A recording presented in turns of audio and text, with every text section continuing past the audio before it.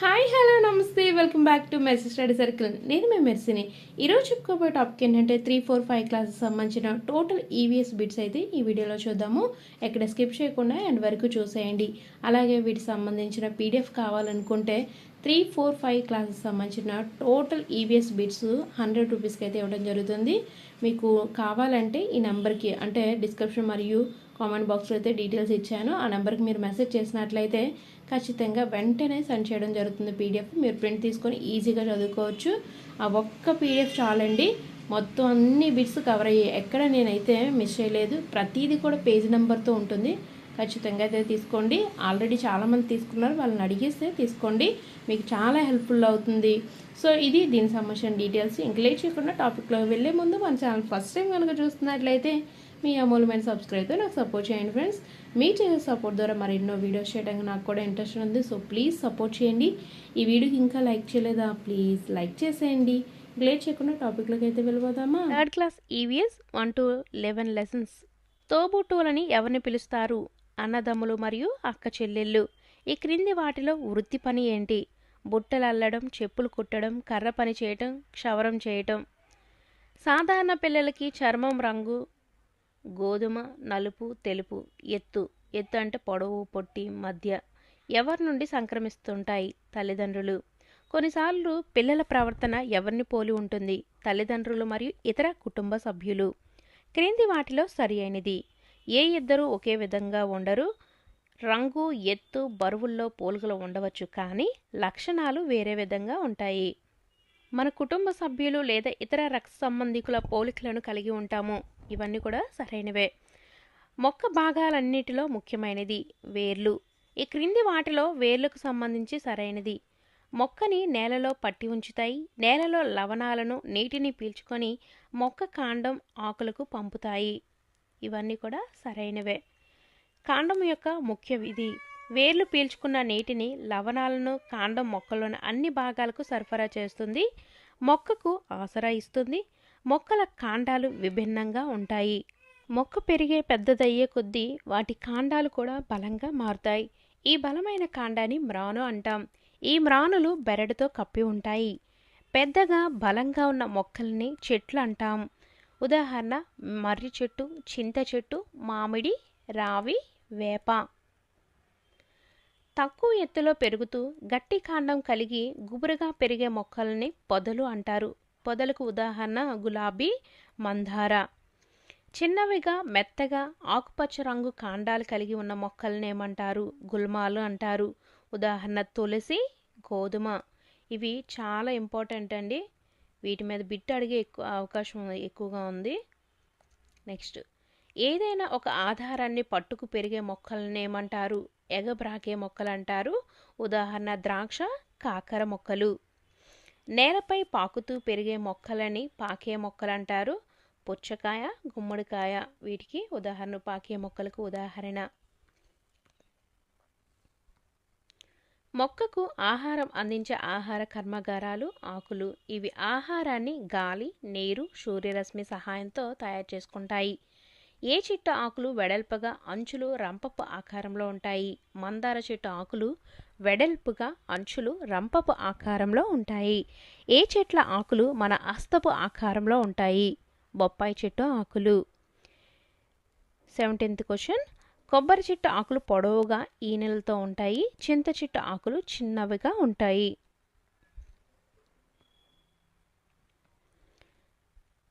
ఏ చెట్ల ఆకులు మంచి వాసనను కలిగి ఉంటాయి? పుదీనా, కొత్తిమీర, తులసి. ఏ ఆకులతో టీ తయారవుతుంది? తేయాకులు, తేయాకులు.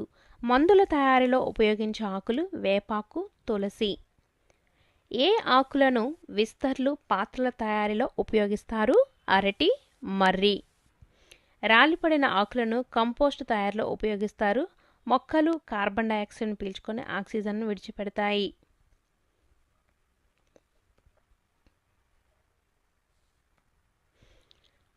మచ్చిక చేసుకునే జంతువులు: కుక్క, ఆవు, కుందేలు, మేక, గుర్రం, కోడిపెట్ట, గొర్రె, బాతు, పావురం, ఒంటె, గాడిద, పిల్లి. అడవి జంతువులు లేదా వన్యమృగాలు: ఏనుగు, జిరాఫీ, పులి, హైనా, జీబ్రా, నక్క, సింహం, నీటి ఏనుగు రాబందు, రైనోసెరస్ చిరుత. వీటికి ఉదాహరణ కానదేంటని అడుగుతారు ఎగ్జామ్లో. పిల్లి, కుక్క మొదలైన వాటిని ఏమంటారు? పెంపుడు జంతువులు, పెట్ యానిమల్. సింహం, పులి, ఎలుగుబంటి, ఏనుగు మొదలైన వాటిని ఏమంటారు? అడవి జంతువులు లేదా వన్యమృగాలు లేదా వైల్డ్ యానిమల్స్. నేల మీద నివసించే జంతువులు భూచర జీవులు.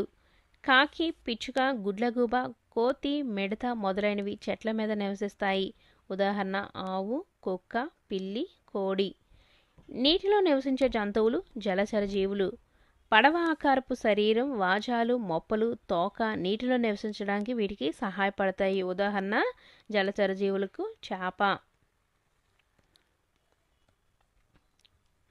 నేల మీద నీటిలో నివసించే జీవులు ఉభయచర జీవులు. రెండిట్లోనూ జీవించే జీవులను ఉభయచర జీవులు అంటారు. వాటికి ఉదాహరణ చూసుకున్నట్లయితే కప్ప, తాబేలు, సాలమాండర్. ఇవి నీటిలోను మరియు నేలపైన కూడా జీవిస్తాయి కాబట్టి ఇవి ఉభయచర జీవులు.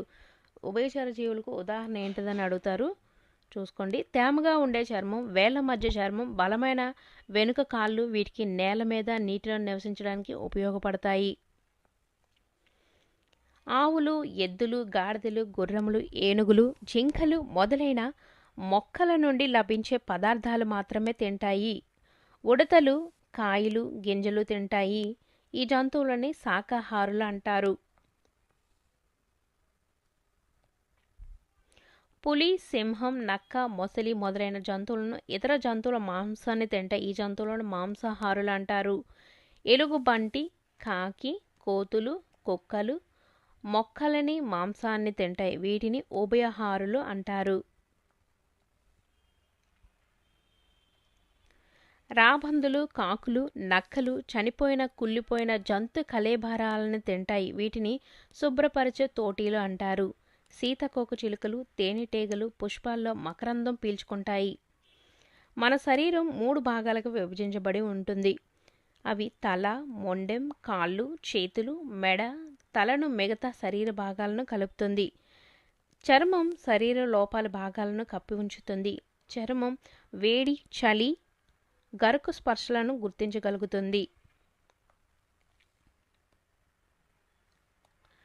దివ్యాంగులను మారుపేర్లతో పిలవకూడదు. వారితో స్నేహపూర్వకంగా మెలగాలి. మంచి స్పర్శ మనకు భద్రతను, సంరక్షణను కలుగజేస్తుంది. చెడు స్పర్శ మనకు బాధ, కోపం, భయం, సందిగ్ధతలను కలుగజేస్తుంది. ఏది మంచి స్పర్శ, ఏది చెడు స్పర్శ అన్నది మనం తెలుసుకొని ఉండాలి. ఆపదలో ఉన్న బాలలను కాపాడటానికి, సంరక్షించడానికి 24 గంటలు పనిచేసే జాతీయ అత్యవసర వ్యవస్థ ఏంటంటే చైల్డ్ లైన్ 1098. అన్నం మన ఆహారంలో ప్రధానమైనది. మనం తినే ఆహార ధాన్యాల్లో జొన్న, గోధుమ ముఖ్యమైనవి. మనం వరి కాకుండా సజ్జలు, సామలు, రాగులు, కొర్రెలు మొదలగు ఆహారపు ధాన్యాలు ఆహారంగా తీసుకుంటాం. మనకు చెరకు నుండి చక్కెర, బెల్లం లభిస్తాయి. ప్రకృతిచే మనకు ప్రసాదించబడిన మొక్కల్లో పోషక విలువలు ఎక్కువగా ఉన్న భాగం ఆకులు.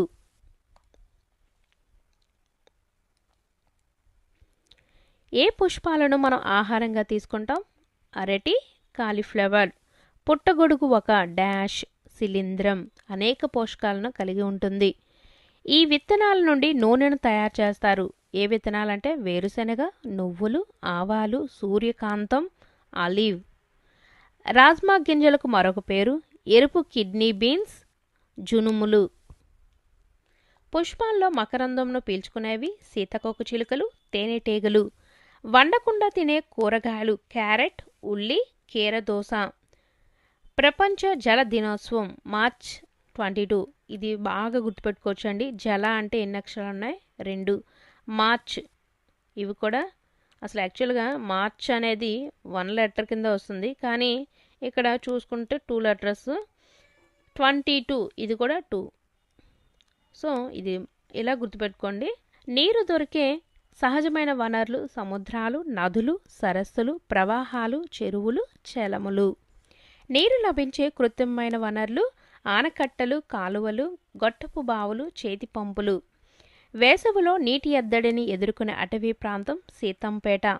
ఏ జిల్లా వాసులకు నీరు తెచ్చుకోవడం అన్నది ఒక పెద్ద సవాల్గా ఉన్నది. అనంతపురం జిల్లా.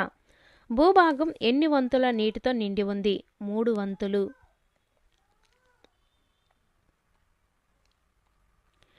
ఒక ప్రత్యేకమైన నీటి గంటను పరిచయం చేసింది ఆంధ్రప్రదేశ్ ప్రభుత్వం. నీటి గంట రోజుకు ఎన్నిసార్లు మోగుతుంది? 2 సార్లు.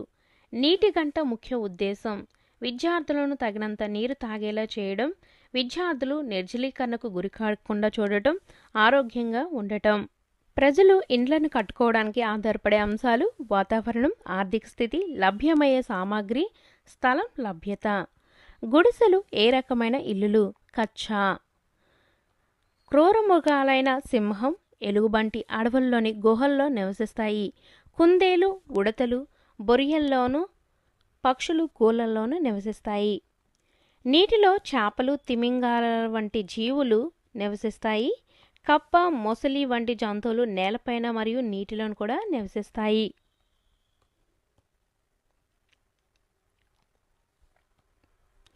పక్షుల నివాసాన్ని గూళ్ళు అంటారు. పక్షులు తమ పిల్లలను సంరక్షించుకోవడానికి గూళ్ళు కట్టుకుంటాయి.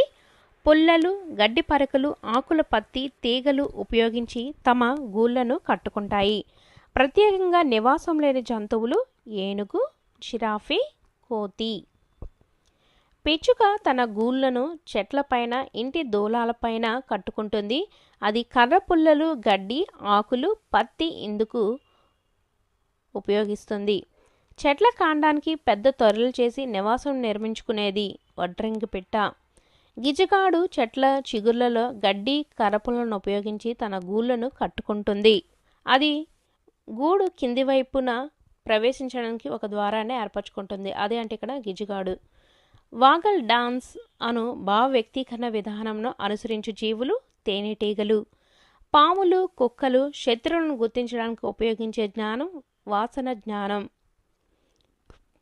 బస్సులు నిలుపు స్థలాన్ని బస్టాండ్ అంటాం. ప్రయాణికులు బస్ కోసం వేచి ఉండటానికి, కూర్చోవడానికి అనువైన స్థలం ప్లాట్ఫామ్ ఉంటుంది.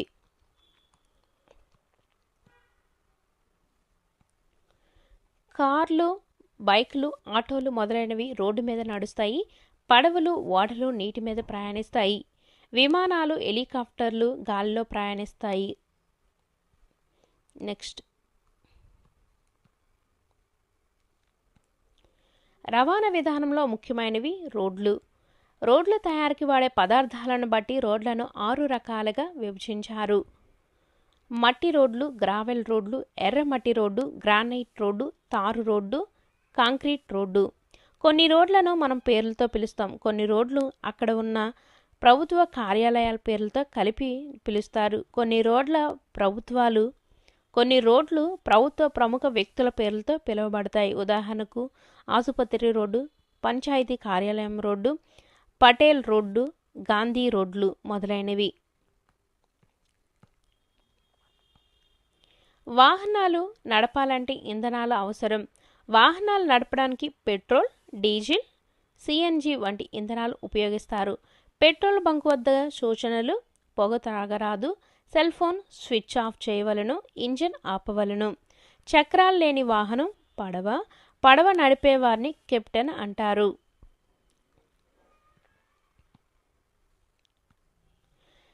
ఆహారం యొక్క సమాచారాన్ని నాట్యం ద్వారా తెలియజేసే తేనెటీగలు కోలి తేనెటీగలు. భయాందోళనలకు గురి అయినప్పుడు తలను శరీరంలోకి ఉపసంహరించుకునే జీవి తాబేలు, నత్త. భయాందోళనలకు గురైనప్పుడు తలను శరీరంలోకి ఉపసంహరించుకునే జీవి తాబేలు, నత్త. గుడిసె పైకప్పు దేనితో కప్పబడి ఉంటుంది? కొబ్బరి, తాటాకులు, గడ్డి. రాతితో కట్టిన ఇండ్లు ఏ జిల్లాల్లో కనబడతాయి? రాయలసీమ. గుడారాలు మనకు ఏ చోట్ల కనబడుతూ ఉంటాయి? భవనాలు నిర్మించే స్థలంలోనూ, మిలిటరీ సైనికుల వారు పనిచేసే చోట, సర్కస్లో పనిచేసేవారు.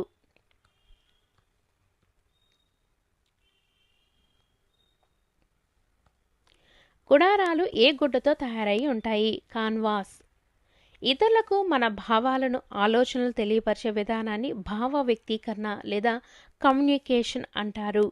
నృత్య కళాకారులు మైమ్కారులు ఈ భాషను ఉపయోగిస్తారు. సంకేతాల భాష లేదా సంజ్ఞల భాష లేదా ముద్రలు.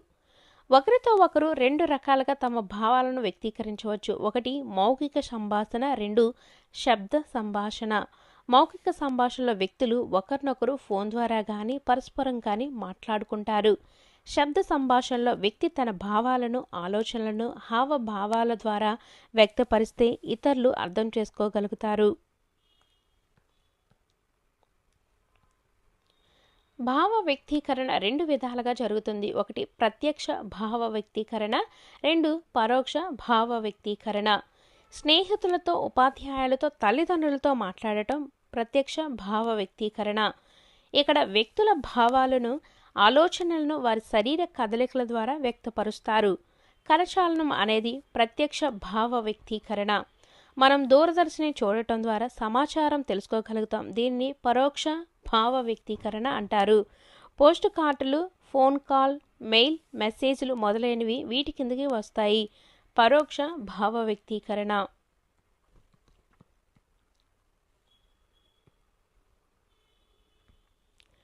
పురాతన కాలంలో ప్రజలు దూరంగా ఉన్నవారికి ఒక ప్రాంతం నుండి మరొక ప్రాంతానికి వర్తమానాలు ఈ విధంగా పంపేవారు. డంకా ధ్వని, పొగ ద్వారా సంకేతాలు ఇవ్వటం, పావురాల ద్వారా లేఖలు పంపడం, మనుషుల ద్వారా లేదా గుర్రపు స్వారీ చేసేవారి ద్వారా పంపేవారనమాట వర్తమానాలను. ప్రస్తుతం మనం దూరంగా ఉన్నవారికి మెయిల్, మెసేజెస్, మెసెంజర్ ద్వారా మన భావాలను వ్యక్తపరుస్తున్నాం. భావాలను సంకేతాలు లేదా సంచలనాల ద్వారా వ్యక్తపరచుటను సంకేత భాష అంటారు. చెవిటి, మోగ లేదా దివ్యాంగ వ్యక్తులు తమ భావాలను వ్యక్తపరచుటకు సంకేత లేదా సంచలన భాషను ఉపయోగిస్తారు.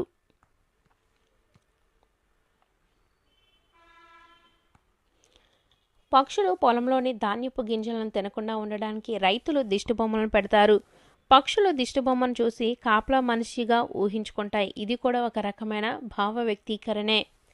చీమలు ఒకదానితో మరొకటి తమ భావాలను వ్యక్తపరచడానికి ఉపయోగించే అవయవాలు ఏంటంటే కాళ్ళు, తల. పక్షులు, జంతువులు వాటికి కలిగే కోపం, ప్రేమ, భయం వంటి భావాలను రకరకాల పద్ధతుల ద్వారా వ్యక్తపరుస్తాయి. దృశ్య భావ వ్యక్తీకరణ. తాబేలు, నత్తలు బెదిరింపులకు గురైనప్పుడల్లా రక్షణ కోసం వాటి తలను ముడుచుకుంటాయి. కుక్కలు సంతోషంగా ఉన్నప్పుడు వాటి తోకను ఊపుతాయి. ఇవి దృశ్య భావ వ్యక్తీకరణ. శ్రవణ భావ వ్యక్తీకరణ ఏంటంటే వినటం అనమాట. దృశ్యం అంటే చూడడం. ఏనుగులు ఘీంకారం ద్వారా దూరంగా ఉన్న ఇతర గుంపులతో మాట్లాడతాయి అన్నమాట. అరటం ద్వారా. గుంపులో ఇతర తోడేళ్లను పిలవడానికి తోడేలు ఊల పెడతాయంట. సో ఇవి శ్రవణ భావ వ్యక్తీకరణ కిందకు వస్తాయి. నెక్స్ట్, కుక్కలు, కోతులు, బబూన్లు వాటి ప్రేమను వ్యక్తపరచడానికి ఉపయోగించే పద్ధతి స్పర్శ ద్వారా భావ వ్యక్తీకరణ. రసాయన భావ వ్యక్తీకరణ. పిల్లులు తమ వాసనను గుర్తించడానికి వస్తువులపై రుద్దుతాయి. పాములు, కుక్కలు శత్రువులను గుర్తించడానికి వాటి వాసన జ్ఞానాన్ని ఉపయోగిస్తాయి. లోపల ఆడే ఆటలను ఏమంటారు? Indoor games. ఇండోర్ గేమ్స్ ఏంటంటే అష్టచమ్మ, చదరంగం, పులి, మేక, వామన గుంతలు, గచ్చం గాయలు, చైనీస్ చెక్కర్స్, టేబుల్స్ టెన్నిస్.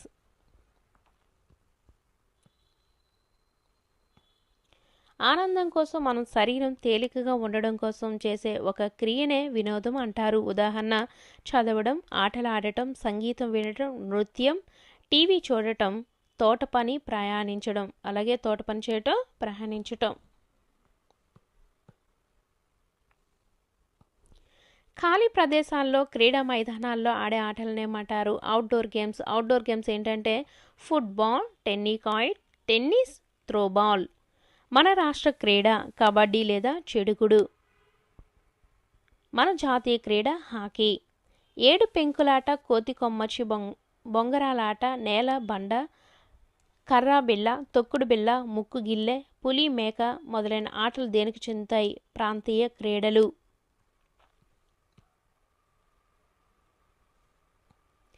ఏ ఆట ఆడేందుకు మనం రింగ్ బాల్ను, తాడును ఉపయోగిస్తాం? టెన్నికాయిట్. బాల్, బ్యాట్, స్టంప్ అనేవి ఏ ఆట ఆడేందుకు వాడే క్రీడా పరికరాలు. క్రికెట్. పిల్లలు ఎలాంటి ఆటలు ఆడటం ద్వారా ఊబకాయం వస్తుంది. Video games. పిల్లలు ఆట స్థలంలో రోజుకు కనీసం ఎన్ని గంటలు ఆడాలి? 2 గంటలు. ప్రతిరోజు ఆటలాడటం వల్ల కలిగే ఉపయోగాలు: వినోదం, మానసిక ఉల్లాసం, శారీరక ఉత్తేజం. ఏ దిశ నుండి లెక్కించడం లేదా గణించబడతాయి? ఉత్తరం. ఒక ప్రాంతం, భవనం లేదా ఊరి యొక్క హద్దులను సరిహద్దులు అంటారు. తూర్పు, పడమర, ఉత్తరం, దక్షిణం అనేవి దిక్కులు. 2 దిక్కుల మధ్య ప్రాంతాన్ని మూల అంటారు. తూర్పు, దక్షిణ దిక్కుల మధ్య ఉండే మూల ఆగ్నేయం. పురాతన కాలంలో నావికులు వేటి యొక్క దిశలను బట్టి దిక్కులను కనుగొనేవారు? సూర్యుడు, నక్షత్రాలు, పవనాలు. నేటి కాలంలో మనం వీటిని ఉపయోగించి దిక్కులను కనుగొంటాం. దిక్సూచి, GPS. మీరు ఒకవేళ నోట్స్ రాసుకున్నట్లయితే ఇంకా పాయింట్స్ ఏమైనా యాడ్ అయ్యేమో అని ఒకసారి వీడియో చూసుకొని పాయింట్స్ అయితే రాసుకోండి. ఇంతకుముందే ఎక్కడైనా నోట్స్ చూసుకొని రాసుకున్నట్లయితే. GPSను విస్తరించగా గ్లోబల్ పొజిషనింగ్ సిస్టమ్. ఏదైనా బాగా తెలిసిన ప్రాంతం సమీపంలోని చిరునామాను సులువుగా కనుక్కోవచ్చు. ఈ తెలిసిన ప్రదేశాలను గుర్తింపు చిహ్నాలు అంటారు. గుర్తింపు చిహ్నాలకు ఉదాహరణ: పాఠశాల, వైద్యశాల, పంచాయతీ కార్యాలయం మొదలైనవి. గుర్తుల్లో కూడిన చిత్రాన్ని పటం లేదా మ్యాప్ అంటారు. గుర్తులు అనేవి గుర్తింపు చిహ్నాల ప్రదేశాలను తెలుపుతాయి. గుర్తింపు చిహ్నం అనేది ఒక ప్రాంతంలో బాగా తెలిసిన ప్రదేశం. మనం ఇంటికి చుట్టుపక్కల నివసించే ప్రజలను పొరుగువారు అంటారు. అయితే మనం ఇంటి చుట్టూ ఉండే ప్రదేశాన్ని సమీప ప్రదేశం అంటాం. 4th క్లాస్ EVS చూద్దాం ఇప్పుడు. మన తల్లికి చెందిన కుటుంబ సభ్యులను తల్లి తరపున కుటుంబం అంటారు. తండ్రికి చెందిన కుటుంబ సభ్యులను తండ్రి తరపు కుటుంబం అంటాం. తల్లి యొక్క తల్లిదండ్రులను అమ్మమ్మ, తాతయ్య అని, తండ్రి యొక్క తల్లిదండ్రులను నాయనమ్మ, తాతయ్యలని పిలుస్తాము. క్రింది వాటిని జతపరిచినట్లయితే తండ్రికి తండ్రి, తాతయ్య, తండ్రికి తల్లి, నాయనమ్మ, తల్లి అన్న, మామయ్య, తండ్రికి అక్క, అత్త.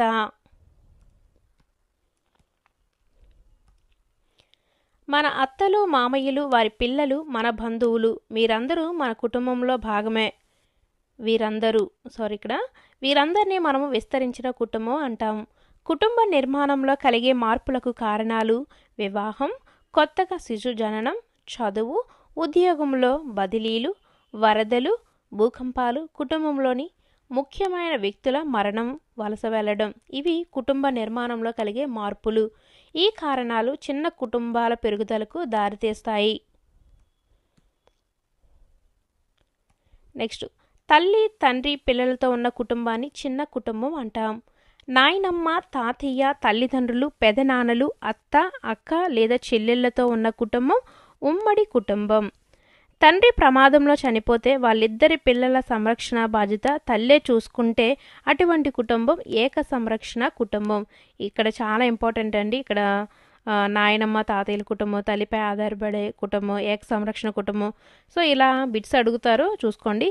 ఒక యాక్సిడెంట్లో తల్లిదండ్రులను కోల్పోయినప్పుడు తాత, నాయనమ్మలు సంరక్షించినట్లయితే ఆ కుటుంబం నాయనమ్మ, తాతయ్యల కుటుంబం. తండ్రి అనారోగ్యం కారణంగా తల్లి మాత్రమే సంరక్షణ బాధ్యతలు చూసుకున్నట్లయితే ఆ కుటుంబం తల్లిపై ఆధారపడిన కుటుంబం. అప్పట్లో ప్రజలు వీటితో చేసిన విసనకర్ర నుండి వచ్చే గాలిని ఆస్వాదించేవారు. తాటాకులు, వెదురు. మనం పనిచేసే విధానాన్ని ఏ గృహోపకరణాలు మార్చివేశాయి? విద్యుత్ ఉపకరణాలు లేదా యాంత్రిక ఉపకరణాలు. ప్రజలు మిక్సీ, గ్రైండర్, వాషింగ్ మిషన్ వంటి గృహోపకరణాలను ఎందుకు ఉపయోగిస్తున్నారు? శారీరక శ్రమను తగ్గించుకోవడం కోసం, పని వేగవంతం అవడం కోసం.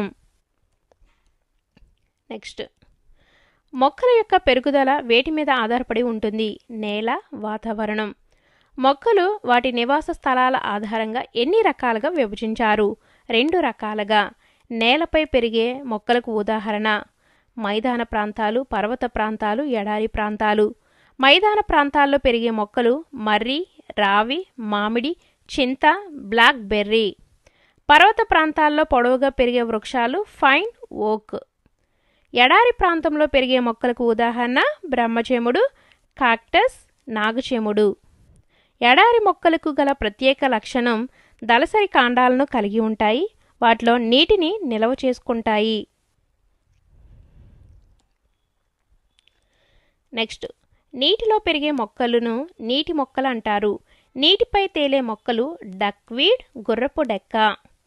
ఈ మొక్కల వేర్లు చెరువు సరస్సుల నీటి అడుగున నేలలో పాతుకొని ఉండి నీటి పైభాగానికి పెరుగుతాయి. కలువ, తామర.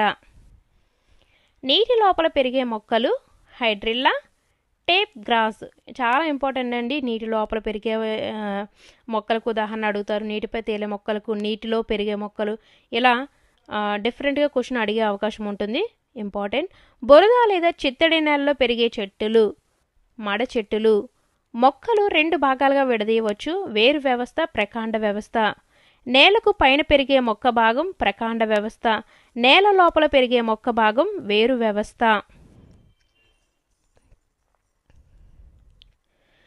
వేర్లల్లో ఆహారాన్ని నిల్వ చేసే మొక్కలకు ఉదాహరణ క్యారెట్, బీట్రూట్, ముల్లంగి. వేలు యొక్క విధి చూసుకున్నట్లయితే మొక్కను నేలలో గట్టిగా పట్టి ఉంచుతాయి. నేల నుండి పోషకాలను మొక్క కోసం గ్రహిస్తాయి. 28th question. మొక్కల్లో వేర్లు 2 రకాలు. ప్రధాన వేర్లు బలంగా పెరుగుతూ దానికి అన్ని వైపులా సన్నని వేర్లు పెరిగితే దాన్ని తల్లి వేరు అంటారు. ఉదాహరణ మర్రి, వేప, చింత. పీచు వేర్లు లేదా గుబురు వేర్లు కలిగిన మొక్కలకు ఉదాహరణ వరి, జొన్న, మొక్కజొన్న. ఇవి కాండం అడుగు భాగం నుండి అనేక సన్నని చిన్న వేర్లు గుత్తుగా పెరుగుతాయి. చూడండి, ఎక్కడ బిట్స్ అయితే మిస్ చేయట్లేదు. 29th question. వేర్లు నేల లోతుల్లోనికి చొచ్చుకొని పోయి మొక్కలకు ఉదాహరణ మర్రి, వేప, చింత. వేర్లు నేల లోతులోనికి చొచ్చుకొని పోని లేదా పెరగని మొక్కలకు ఉదాహరణ గులాబీ, మల్లె. నీటి మొక్కల వేర్లు ఏ విధంగా ఉంటాయి? మృదువుగా, స్పాంజీలాగా మరియు వేర్లు గోధుమ లేదా బూడిద వర్ణంలో ఉంటాయి. నెక్స్ట్, వేసవిలో కూల్ మ్యాట్స్లోను దుస్తులు ఉంచే అలమరలలో మంచి వాసన కోసం ఉపయోగించే వేర్లు కామెల్ గ్రాస్ లేదా వట్టి వేర్లు. సువాసన తైలాలలోను దోమలను తరిమే పదార్థాలలోనూ ఉపయోగించే వేర్లు లెమన్ గ్రాస్. ఈ వేర్లను ఔషధంగా ఉపయోగిస్తారు. మందార పువ్వు రంగురంగుల భాగాన్ని రేఖ అని పిలుస్తారు. పువ్వుకు రక్షక పత్రం, కాడ, కేసరం, అండకోశం కూడా ఉంటాయి. ఈ మొక్కల పుష్పాలను ఔషధాలుగా ఉపయోగిస్తారు. మందార, వేప, తులసి. సెంట్ల తయారీలోను సౌందర్య తైలాలలోనూ ఉపయోగించే పుష్పాలు గులాబీ, లిల్లీ, మల్లె, లావెండర్. ఈ పువ్వును ఆహారంగా కూడా తీసుకుంటారు. కాలీఫ్లవర్. విత్తనాలు లేని పండ్లు ద్రాక్ష, సపోటా. ప్రస్తుత కాలంలో రైతులు విత్తనాలు లేని పండ్లను హైబ్రిడ్ విధానం ద్వారా పండిస్తున్నారు. ఉగాది పచ్చడి ఉగాది పండుగ యొక్క ప్రత్యేక వంటకంగా ప్రసిద్ధి చెందిన రాష్ట్రం ఆంధ్రప్రదేశ్, తమిళనాడు, కర్ణాటక. ఈ వంటకం 6 రకాల రుచులను కలిగి ఉంటుంది. అవి తీపి, పులుపు, ఉప్పు, చేదు, కారం, వగరు. ఔషధ విలువలను కలిగిన ఫలాలు నిమ్మ, ఉసిరి, వేప. కుంకుడుకాయ, షీకాయ వంటి ఫలాలను వెంట్రుకలను శుభ్రపరచుకోవడానికి ఉపయోగిస్తారు. మొక్కలు కిరణజన్య సంయోగక్రియ జరుపుకున్నట్లు ఇవి సహాయపడతాయి. కార్బన్ డయాక్సైడ్, నీరు, సూర్యరశ్మి. లెసన్ 3 చూద్దాము. మన చుట్టూ ఉన్న జంతువులు మరియు 4th లెసన్ జ్ఞానేంద్రియాలు. జంతువుల ప్రపంచం అనే పుస్తకంలో తెలియజేసే అంశాలు. జంతువుల చిత్రాలు ఆసక్తికరంగా ఉంటాయి. జంతువుల చిత్రాలు ఆశయాన్ని కలిగించే విధంగా ఉంటాయి. జంతువుల చెవులన్నీ వేరువేరు ఆకారాల్లోనూ పరిమాణాల్లోనూ ఉన్నాయి. పక్షికి చెవులు ఎక్కడుంటాయి? తలకు ఇరువైపులా సన్నని రంధ్రాలు. ఈ రంధ్రాలు పక్షులకు వినికిడిని కలుగజేస్తాయి. శరీరం పైన నలుపు, తెలుపు చారలు కలిగిన జీవి జిబ్రా. చిరుతకు శరీరంపై నల్లని మచ్చలుంటాయి. చర్మం రంగు, వెంట్రుకలను బట్టి, చారలను బట్టి ఏ జంతువో గుర్తించగలం. స్వెటర్లు, కోట్ల తయారులో దీని చర్మంపై ఉన్న దట్టమైన వెంట్రుకలను ఉపయోగిస్తారు. గొర్రె చర్మంపై ఉన్న దట్టమైన వెంట్రుకలను ఉపయోగిస్తారు. గుడ్లు పెట్టి పొదిగి పిల్లలను పోషించే జంతువులను అండోత్పత్కాలు అంటారు. చెవులు బయటకు కనిపిస్తూ చర్మంపై వెంట్రుకలు ఉంటాయో ఆ జంతువులు పిల్లలను కంటే వాటిని శిశుత్పాదకాలు అంటారు. శిశుత్పాదకాలు. ఈ జంతువులను క్షీరదాలు లేదా పాలిచ్చే జంతువులను కూడా అంటారు. శిశుత్పాదకాలకు ఉదాహరణ కుక్క, మేక, ఆవు. డాల్ఫిన్ ఏ జాతికి చెందింది? శిశుత్పాదకం లేదా క్షీరదం. శాకాహార జంతువులకు పదునైన కొరికే దంతాలు, బలమైన నమిలే దంతాలు ఉంటాయి.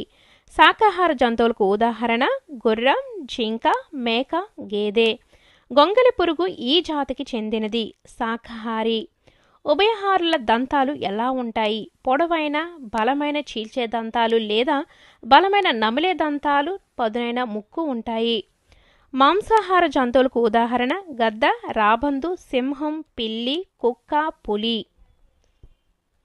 ఫాస్ట్గా చెప్తున్నాను అనుకోవద్దండి, ఎందుకంటే మీకు రివిజన్కి ఉపయోగపడితే టైం వేస్ట్ అవ్వకుండా ఉంటుంది. మొక్కలను, జంతువులను రెండింటినీ తినే జంతువులను ఉభయహారులు అంటారు. ఉభయహారుల దంతాలు ఎలా ఉంటాయి? బలమైన చీల్చే దంతాలు, బలమైన నమిలే దంతాలు, పదునైన కొరికే దంతాలు. ఈ క్రింది వాటిలో ఉభయహారికి ఉదాహరణ మానవులు, ఎలుగుబంటి, కాకి.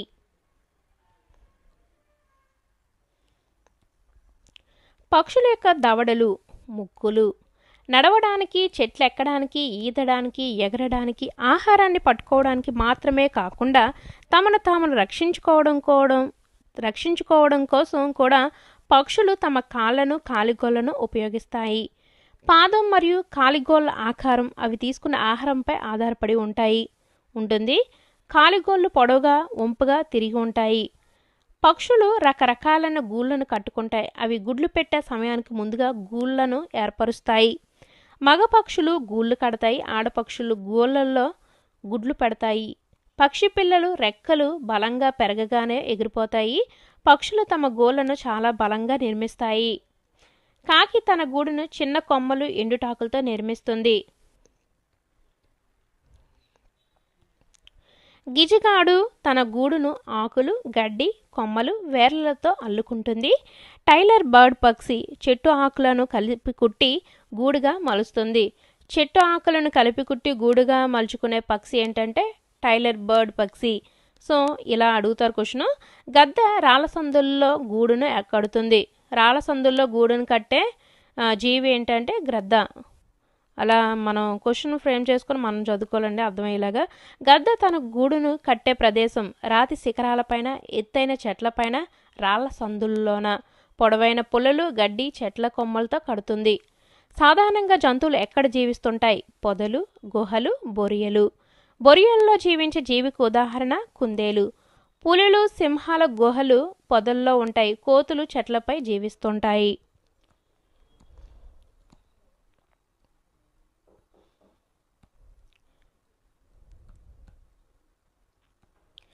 వలస వెళ్లే పక్షులు ప్రయాణంలో తమ శక్తిని కోల్పోకుండా ఏ ఆకారంలో ప్రయాణిస్తాయి? వి ఆకారం. ఇలా ఎగరటం వాటి శక్తిని వృధా కాకుండా చేస్తుంది. ప్రతి పక్షికి దాని ముందున్న పక్షికి కొద్దిగా పైకి ఎగరడం వల్ల గాలి వలన కలిగే పీడనం తగ్గుతుంది. చీమలు మన వలననే సమూహంగా కలిసి జీవిస్తాయి. ఈ సమూహాన్ని కాలనీ అంటారు. చీమల కాలనీలో రాణి చీమ, మగ చీమలు, శ్రామిక చీమలు ఉంటాయి. చీమల కాలనీలోని చీమల్లో క్రమశిక్షణ, పని విభజన కనిపిస్తుంది. చీమలు మట్టితో పుట్టను నిర్మిస్తాయి. చీమలు ఒక రసాయనాన్ని స్రవిస్తాయి.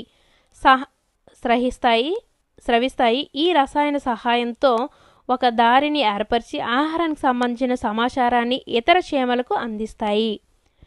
తేనెటీగలు కూడా సమూహంగా జీవిస్తాయి. అది అన్నీ కలిసి తమ ఇంటి తుట్టిని నిర్మించుకుంటాయి.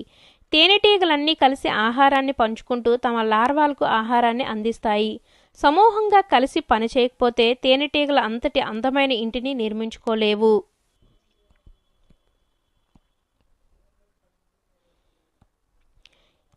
ఎన్ని ఏనుగులు వాటి పిల్లలతో పాటుగా సమూహాలుగా వెళ్తుంటాయి? 10 నుంచి 12. ఏనుగుల గుంపునకు నాయకత్వం వహించేది పెద్ద ఏనుగు. జ్ఞానేంద్రియాలు కన్ను, చెవి, చర్మం, నాలుక, ముక్కు. ఇవి 5. జ్ఞానేంద్రియాలు అన్నిట్లోనూ చర్మం సున్నితమైనది. మసక లేదా దేదీప్యవంతమైన కాంతి కళ్ళకు హానికరం. చదివే సమయంలో కంటికి పుస్తకానికి మధ్య కనీస దూరం 30 సెంటీమీటర్లు ఉండాలి. కనీసం 6 అడుగుల దూరం నుండి టెలివిజన్ను వీక్షించాలి. అందులో ఉపయోగించే లిపిని ఏమంటారు? బ్రెయిలీ లిపి. అందుల కోసం బ్రెయిలీ లిపిని కనుగొన్నది ఎవరు? Louis Braille. బ్రెయిలీ లిపిని ఎలా చదవగలుగుతారు? స్పర్శ ద్వారా. 5 కళ్ళను కలిగి ఉండే కీటకం ఈగలు. మంచి కనుదృష్టిని కలిగి ఉండే పక్షులు గద్ద, రాబందు, డేగ. చీకట్లో కూడా చూడగలిగే పక్షి గుడ్లగూబ. చాలామంది గుడ్లగూబ కళ్ళేసుకొని అంటాం కదా, అంటే వాళ్ళు గుడ్లగూబ చీకట్లో కూడా చూడగలుగుతుందంట.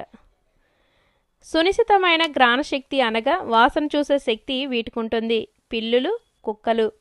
వీటిని నేరస్తులను గుర్తించడం కోసం దాచి ఉంచిన బాంబులు, ఆయుధాలను కనుక్కోవడం కోసం పోలీసులు వీటిని డాగ్ స్క్వాడ్గా ఉపయోగిస్తారు. స్నిఫర్ కుక్కలను డాగ్ స్క్వాడ్గా ఉపయోగిస్తారు. 3 కిలోమీటర్ల దూరం నుండే నీటి జాడను గుర్తించగలిగే జీవి ఏనుగు. చెవిలోని గులుమిని తొలగించుటకు ఈ ద్రవాన్ని ఉపయోగిస్తారు. Hydrogen peroxide. ఈ నిశాచర జీవులకు వినికిడి శక్తి చాలా ఎక్కువ. గుడ్లగూబలు, గబ్బిలాలు, పిల్లులు. మనకు వివిధ రకాల ఆహార పదార్థాల రుచిని కనుగొనడానికి సహాయపడేవి నాలుకపై ఉండే రుచి మొగ్గలు. ఆహారాన్ని పట్టుకోవడానికి నాలుకను ఉపయోగించే జీవులు కప్పలు, ఊసరవెల్లులు, బల్లులు. పొడవైన నాలుక కలిగిన జీవి జిరాఫీ. నాలుక ద్వారా వాసన పసిగట్టే జీవి పాములు. పాము చర్మంతో దూరంగా ఉన్న తన శత్రువులను గుర్తించగలదు. పిడబ్ల్యూడి చట్టం 2016 ప్రకారం విభిన్న ప్రతిభ గల వ్యక్తులు అని ఎవరినంటారు? నడవలేని, చూడలేని, వినలేని, మాట్లాడలేని వారిని. కృత్రిమ కాలి సహాయంతో నాట్యం చేయగలిగిన ప్రఖ్యాతిగాంచిన నర్తకి సుధా చంద్రన్.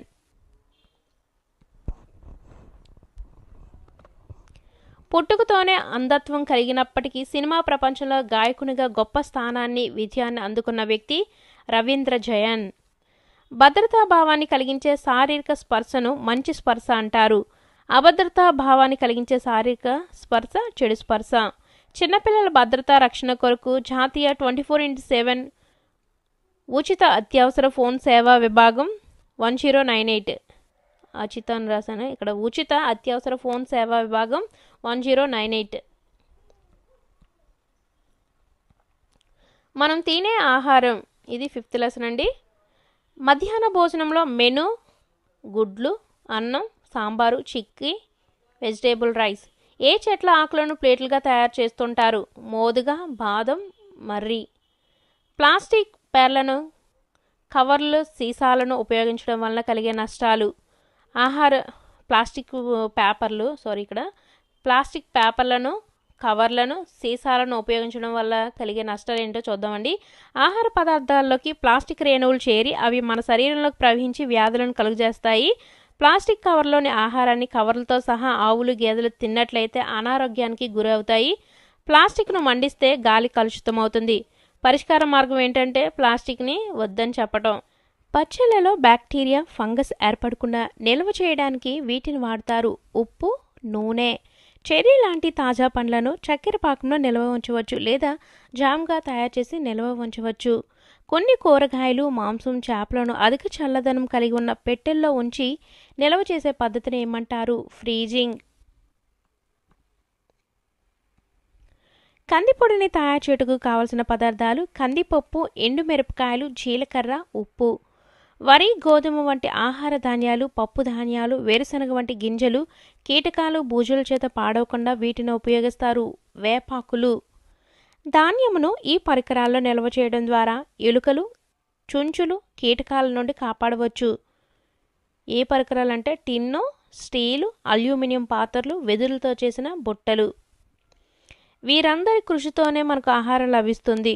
రైతులు, రైతు కూలీలు, కంసాలి, వడ్రంగి, మిల్లర్లు, ధాన్యం అమ్మేవారు. కొడవలిని తయారు చేసేది కంసాలి, నాగలిని తయారు చేసేది వడ్రంగి. చూడండి, ప్రతిదీ కూడా మీకు పేజీ నెంబర్ ఉంటుంది. నెక్స్ట్ 6th లెసన్ నీరు. నీటి గుంట్లపల్లి గ్రామం యొక్క చెరువు పేరు ఎతలవంక చెరువు. ఎతలవంక చెరువు ఏ జిల్లాకు చెందినది? చిత్తూరు. నీటిగుంట్లపల్లి గ్రామంలో పండించే ప్రధానమైన పంట వరి. నీటిగుంట్లపల్లి గ్రామంలో పండించే పంటలు వేరుశెనగ, మిర్చి, టమాటా. యతలవంగ చెరువు వద్ద జరుపుకునే పండుగలు గొబ్బెమ్మలు, కార్తీక దీపాలు. వర్షాకాలంలో ఏ గ్రామ చెరువులు యొక్క నీరు ఒక చెరువు నుండి మరొక చెరువుకు ప్రవహిస్తుంది? బుక్కపట్నం, ధర్మవరం. బుక్కపట్నం, ధర్మవరం గ్రామాలు ఏ జిల్లాకు చెందినవి? అనంతపురం. నదుల నీటితో చెరువులను నింపడానికి కాలువలు తవ్వుతుంటారు. ఇటువంటి చెరువులు ఈ జిల్లాల్లో ఉన్నాయి: కృష్ణా, ఉభయ గోదావరి.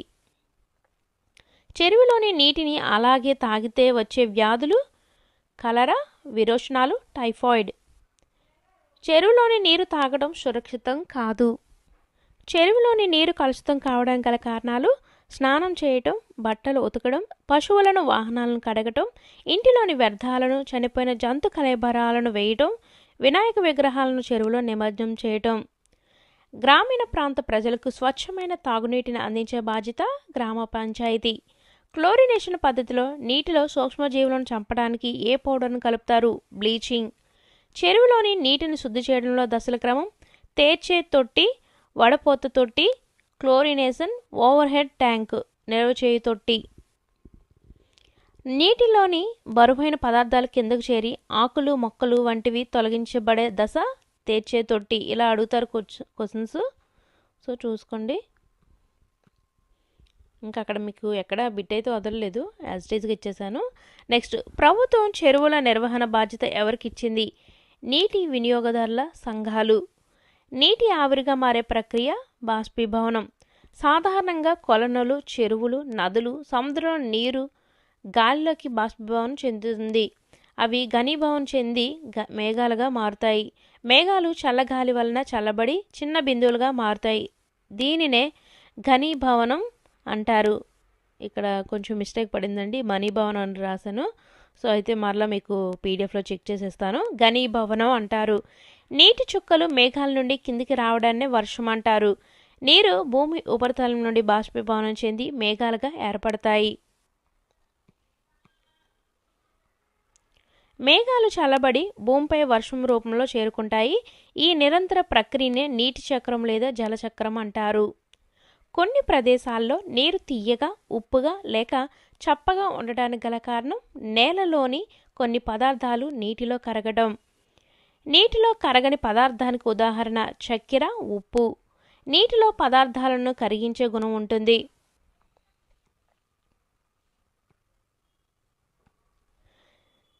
సెవెంత్ లెసన్, వారి సేవలు విలువైనవి. పెయింటర్ అని ఎవరిని అంటారు? రంగులు వేసే వ్యక్తి. ఒక పనిని సులభంగా చేయడానికి ఉపయోగించే వస్తువును ఏమంటారు? పనిముట్టు.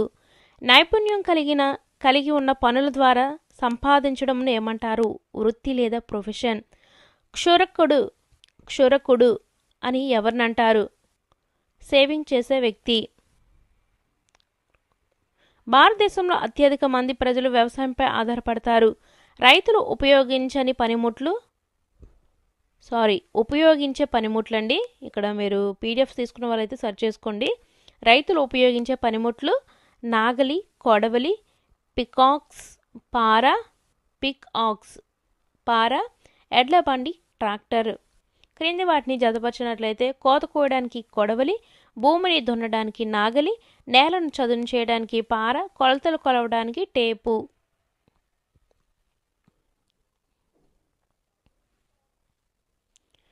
ఇంటి నిర్మాణం చేయడానికి మనకు సహాయం చేసే వ్యక్తిని ఏమంటారు? తాపీ మేస్త్రి అంటారు.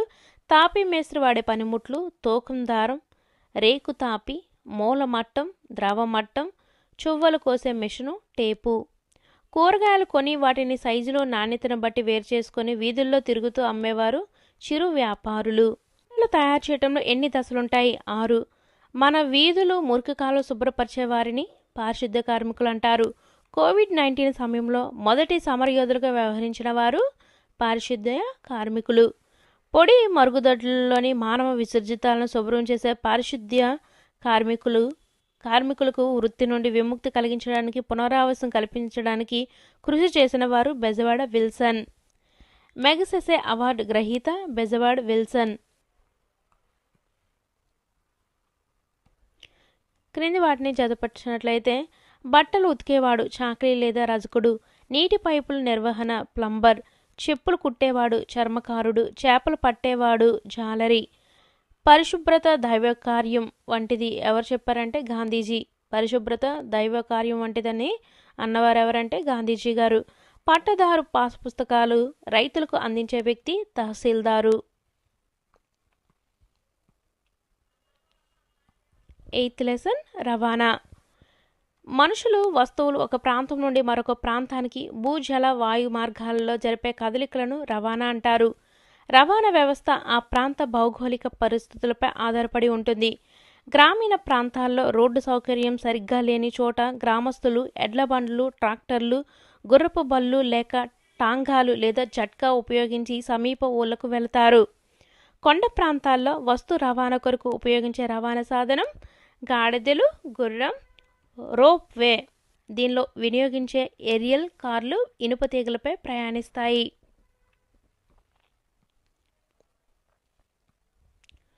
ఈ అడవుల్లో నివసించే గిరిజనులు కాలిబాటలను ఉపయోగించి ఒక ప్రాంతం నుండి మరొక ప్రాంతానికి ప్రయాణిస్తారు. నల్లమల. డోలీలను దేనికి ఉపయోగిస్తారు? వృద్ధులను, రోగులను తీసుకెళ్లడానికి. ఎడారి ప్రాంతాలలో ప్రధానమైన రవాణా సౌకర్యం ఒంటె. ఎడారి ఓడ అని దేన్ని అంటారంటే ఒంటె. దీని పొడవాటి కాళ్ళు ఇసుక నుండి వచ్చే వేడి శరీరానికి తాకకుండా కాపాడుతాయి. ఒంటె పాదాలు వెడల్పుగా ఉండడం వలన ఇసుకలో కూడా వేగంగా నడవగలవు. ధ్రువ ప్రాంతాల్లో వినియోగించే రవాణా సాధనం జడల బర్రె లేక కుక్కలు లాగే స్లెడ్జులు. మన దేశంలో మంచుతో కప్పబడి ఉండే పర్వతాలు హిమాలయ పర్వతాలు. గోదావరి నదిలోని లంక గ్రామాలు అగడాల లంక, కోమటి లంక, చెట్టుకపాడు. లంక గ్రామాల ప్రజలు రవాణా సౌకర్యంగా ఉపయోగించేవి పుట్టిల్లు, పడవలు, ఫంటులు. శాస్త్రవేత్తలు అత్యంత వేగంగా ప్రయాణించే బుల్లెట్ ట్రైన్లు, నీటిపైన వేగంగా ప్రయాణించే వాటర్ కార్లను, గాలిలో ఎగిరే డ్రోన్లను అభివృద్ధి చేసి ప్రయాణాన్ని మరింత వేగంగా, సులభతరంగా ఉండే వాహనాలను రూపొందిస్తున్నారు.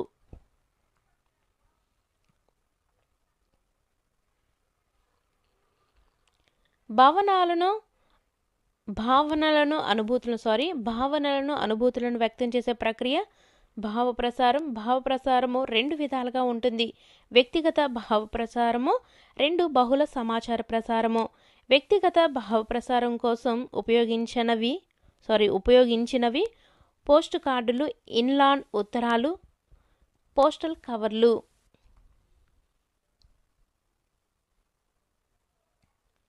దేశవ్యాప్తంగా ఉన్న ప్రతి పోస్టాఫీస్కు ఒక సంఖ్య ఇవ్వబడుతుంది. దీన్నే పిన్ కోడ్ అంటారు. పిన్ కోడ్ను విస్తరించగా పోస్టల్ ఇండెక్స్ నెంబర్. ఉత్తరం యొక్క ప్రయాణం ఎన్ని దశల్లో ఉంటుంది? 6 దశల్లో. ప్రస్తుతం రోజుల సమాచార ప్రసారం కోసం ఉపయోగించేవి మొబైల్ ఫోన్లు, ఈమెయిల్స్. ఒక కంప్యూటర్ నుండి మరొక కంప్యూటర్కు పంపే సంక్షిప్త సమాచారంను ఈమెయిల్ అంటారు. సూచనలు చేయటానికి, డాక్యుమెంట్లను పంపడానికి ఈమెయిల్ను ఉపయోగిస్తారు. అంతర్జాలంతో సంధానించబడిన స్మార్ట్ ఫోను, ల్యాప్టాప్, కంప్యూటర్ను ఈమెయిల్ కొరకు వినియోగిస్తారు. బహుళ సమాచార ప్రసారం ఒకే సమయంలో పెద్ద సంఖ్యలో జనాభాకు సమాచారం అందించే మాధ్యమం. వార్తాపత్రికలు, టీవీ లేదా టెలివిజన్, రేడియో బహుళ ప్రసార సాధనాలుగా ఉపయోగపడతాయి.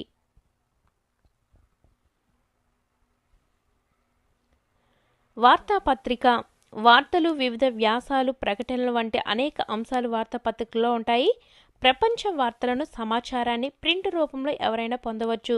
Next radio. వినికిడికి సంబంధించిన పరికరం ఇది. వార్తలు, అభిప్రాయాలు, ప్రసంగాలు రేడియోల ద్వారా వినవచ్చు. తుఫానులు, వరదల సమయంలో వాటి గురించిన సమాచారాన్ని గంటకు రేడియో ద్వారా తెలుసుకోవచ్చు. రేడియోలో అనేక సాంస్కృతిక, విద్యా కార్యక్రమాలను వినవచ్చు. Next television. వినికిడి మరియు దృష్టికి సంబంధించిన సమాచార ప్రసార సాధనం. ప్రపంచంలోని వార్తలను అప్పటికప్పుడే తెలుసుకోవడానికి ఉపయోగపడుతుంది. నెక్స్ట్ లెసన్ చూసి వద్దాం. పండుగలు 3 రకాలు. అవి జాతీయ పండుగలు, వ్యవసాయ సంబంధమైనవి, మతపరమైనవి. జాతీయ పండుగలు ఏంటంటే గణతంత్ర దినోత్సవం, స్వాతంత్ర్య దినోత్సవం. ఏరువాక వ్యవసాయ సంబంధమైనది. మతపరమైన పండుగలు దీపావళి, క్రిస్మస్, రంజాన్.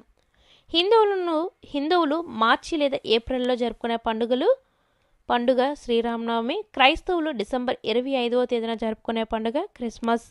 ముస్లింలు జరుపుకునే ప్రధాన పండుగ ఈద్ ఉల్ ఫితర్, రంజాన్. ఈద్ ముబారక్ అంటూ ఒకరికొకరు శుభాకాంక్షలు తెలియజేసుకుంటారు.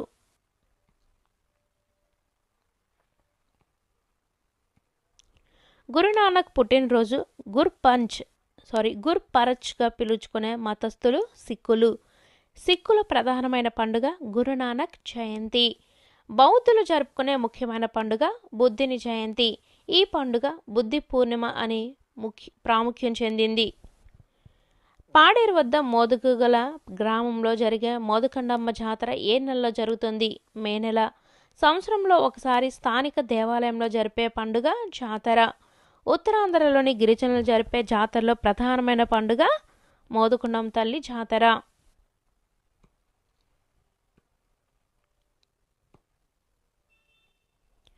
అనంతపురం జిల్లా లేపాక్షి. అనంతపురం జిల్లాలోని లేపాక్షిలో వీరభద్రుని గుడి ఉన్నది. ఇక్కడ దీని గురించి మాత్రమే, లేపాక్షి గురించి మొత్తం ఉంటుంది ఇక్కడ. అయితే ఇక్కడ వీటికి చాలా ఈజీగా గుర్తుపెట్టుకోవడానికి కోడ్స్ పెట్టాను. ఆ వీడియో డిస్క్రిప్షన్ మరియు కామెంట్ బాక్స్లో అయితే మెన్షన్ చేస్తాను. ఖచ్చితంగా ఆ కోడ్స్ వీడియో చూసి మీరు కోడ్స్ రాసుకోండి బుక్ దగ్గర కానీ, లేదా మీరు పీడిఎఫ్ ఆల్రెడీ తీసుకున్నట్లయితే ఆ పక్కన కోడ్స్ రాసుకోండి, చాలా బాగా గుర్తుంటాయి. అనంతపురం జిల్లాలోని లేపాక్షిలో వీరభద్రం గుడి ఉన్నది. 1530లో విజయనగర రాజ్య గవర్నర్లైన విరూపానంద మరియు వీరన్నలు ఈ గుడిని కట్టారు. ప్రపంచ ప్రఖ్యాతిగాంచిన నంది విగ్రహం ఇక్కడుంది. ఈ నందిని లేపాక్షి బసవన్న అని పిలుస్తారు. నెక్స్ట్ 169 చూడండి, ఇక్కడ 168, 169, నెక్స్ట్ 170. వైఎస్ఆర్ కడప జిల్లా సిద్ధవటం కోట.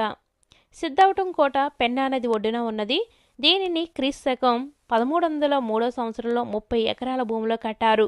కోటకు ఉన్న 2 ప్రధాన ద్వారాలు నిర్మాణపరంగా శోభాయమానంగా ఉన్నాయి. ఈ కోటను దక్షిణ కాశీకి ప్రధాన ద్వారంగా అక్కడి ప్రజలు భావిస్తారు. నెక్స్ట్ చిత్తూరు జిల్లా చంద్రగిరి కోట గురించి చూడండి. చంద్రగిరి కోట యాదవ నాయకుల చేత 11వ శతాబ్దంలో విజయనగర రాజ్య పాలకుల అధీనంలో కట్టబడింది. వీటికి చాలా ఈజీగా కోడ్స్ అయితే పెట్టాను, ఖచ్చితంగా అయితే వీడియో లింక్ ఓపెన్ చేసి మీరు రాసుకోండి. కోటలో రాజ్మహల్, రాణి మహల్ చెక్కు చెదరకుండా 300 సంవత్సరాలుగా అలాగే ఉండటం గొప్ప విషయం. నెక్స్ట్ రోళ్లపాడు శాంక్చురీ పక్షి సంరక్షణ కేంద్రం, వేటికి ఆవాసము బట్టమేకపెట్ట. బట్టమేకపెట్ట ఏ జిల్లాలో ఉంది? కర్నూలు. శ్రీ పొట్టి శ్రీరాములు నెల్లూరు జిల్లా. Satish Dhawan Indian Space Research Organisation ISRO. So ఇక్కడ పులికాట్ సరస్సు దగ్గరలో సూళ్లూరుపేటలో నిర్మించబడింది. కృత్రిమ ఉపగ్రహాలకు ర్యాకెట్ల ద్వారా ఇక్కడి నుండి అంతరిక్షంలోకి పంపుతూ ఉంటారు. నేలపట్టు వద్ద పులికాట్ సరస్సులో ఫ్లెమింగో పక్షుల శాంక్చురీ ఉన్నది. ఇక్కడ ప్రతి సంవత్సరం ఫ్లెమింగో పండుగ జరుపుతారు.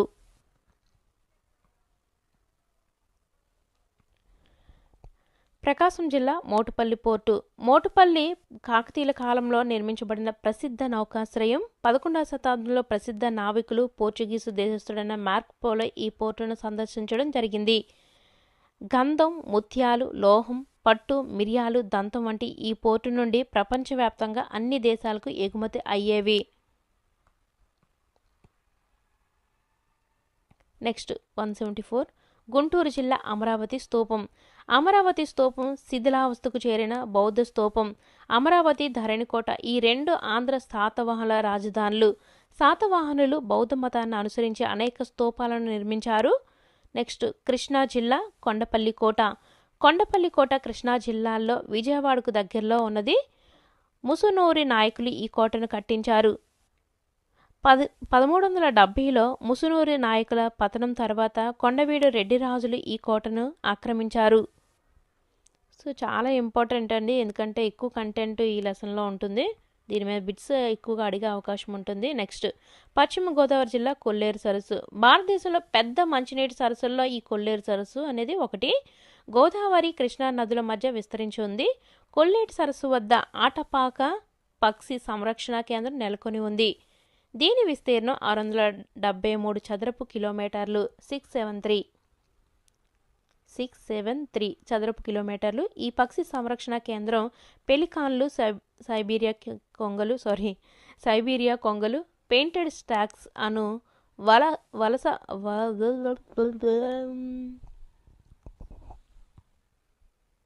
తయారు చేయడంలో ఎన్ని దశలుంటాయి? 6.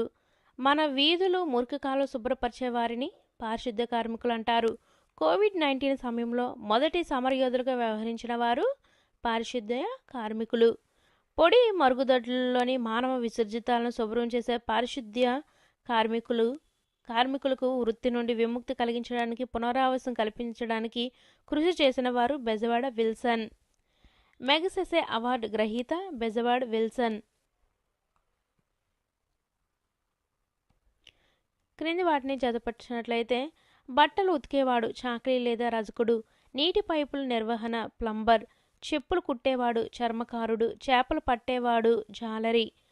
పరిశుభ్రత దైవకార్యం వంటిది ఎవరు చెప్పారంటే గాంధీజీ.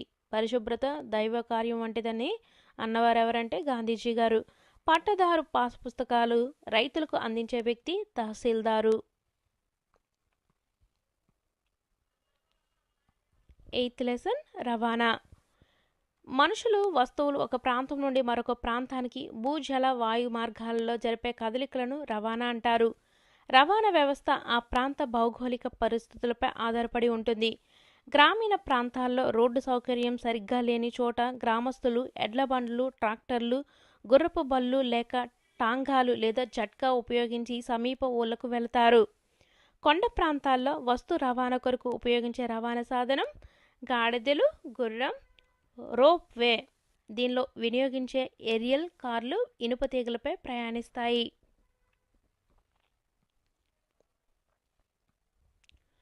ఈ అడవుల్లో నివసించే గిరిజనులు కాలిబాటలను ఉపయోగించి ఒక ప్రాంతం నుండి మరొక ప్రాంతానికి ప్రయాణిస్తారు. నల్లమల. డోలీలను దేనికి ఉపయోగిస్తారు? వృద్ధులను, రోగులను తీసుకెళ్లడానికి. ఎడారి ప్రాంతాలలో ప్రధానమైన రవాణా సౌకర్యం ఒంటె. ఎడారి ఓడ అని దేన్ని అంటారంటే ఒంటె. దీని పొడవాటి కాళ్ళు ఇసుక నుండి వచ్చే వేడి శరీరానికి తాకకుండా కాపాడుతాయి. ఒంటె పాదాలు వెడల్పుగా ఉండడం వలన ఇసుకలో కూడా వేగంగా నడవగలవు. ధ్రువ ప్రాంతాల్లో వినియోగించే రవాణా సాధనం జడల బర్రె లేక కుక్కలు లాగే స్లెడ్జులు. మన దేశంలో మంచుతో కప్పబడి ఉండే పర్వతాలు హిమాలయ పర్వతాలు. గోదావరి నదిలోని లంక గ్రామాలు అగడాల లంక, కోమటి లంక, చెట్టుకపాడు.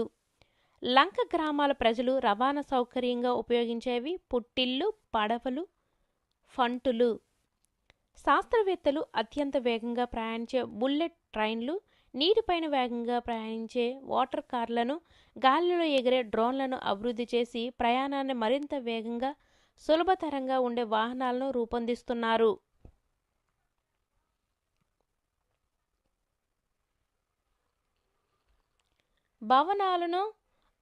భావనలను అనుభూతులను వ్యక్తం చేసే ప్రక్రియ భావప్రసారం. భావప్రసారము 2 విధాలుగా ఉంటుంది. వ్యక్తిగత భావప్రసారము, 2 బహుళ సమాచార ప్రసారము. వ్యక్తిగత భావప్రసారం కోసం ఉపయోగించినవి పోస్ట్ కార్డులు, ఇన్లాండ్ ఉత్తరాలు, పోస్టల్ కవర్లు.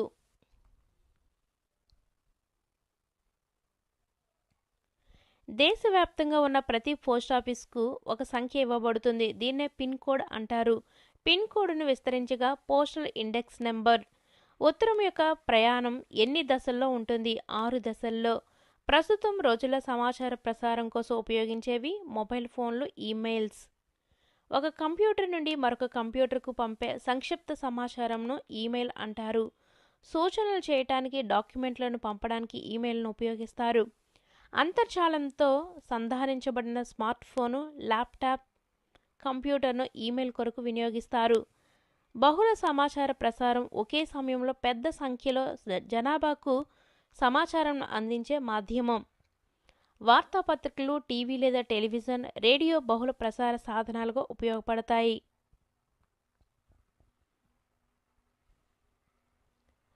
వార్తాపత్రిక. వార్తలు, వివిధ వ్యాసాలు, ప్రకటనలు వంటి అనేక అంశాలు వార్తాపత్రికల్లో ఉంటాయి. ప్రపంచ వార్తలను, సమాచారాన్ని ప్రింట్ రూపంలో ఎవరైనా పొందవచ్చు. Next radio. వినికిడికి సంబంధించిన పరికరం ఇది. వార్తలు, అభిప్రాయాలు, ప్రసంగాలు రేడియోల ద్వారా వినవచ్చు. తుఫానులు, వరదల సమయంలో వాటి గురించిన సమాచారాన్ని గంటకు రేడియో ద్వారా తెలుసుకోవచ్చు. రేడియోలో అనేక సాంస్కృతిక, విద్యా కార్యక్రమాలను వినవచ్చు. Next television. వినికిడి మరియు దృష్టికి సంబంధించిన సమాచార ప్రసార సాధనం. ప్రపంచంలోని వార్తలను అప్పటికప్పుడే తెలుసుకోవడానికి ఉపయోగపడుతుంది. నెక్స్ట్ లెసన్ చూసి వద్దాం. పండుగలు 3 రకాలు.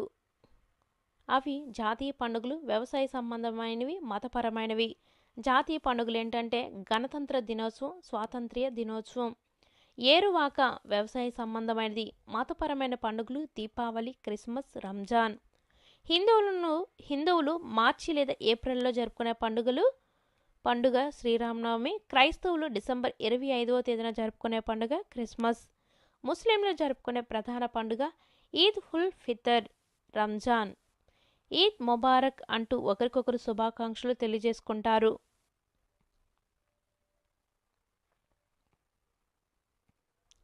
గురునానక్ పుట్టినరోజు గుర్పరచ్గా పిలుచుకునే మతస్థులు సిక్కులు.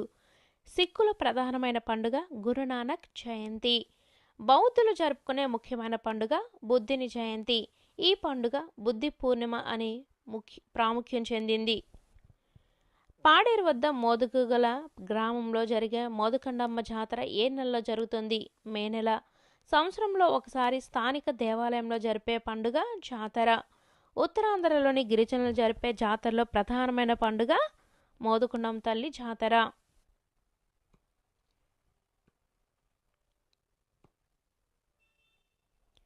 అనంతపురం జిల్లా లేపాక్షి.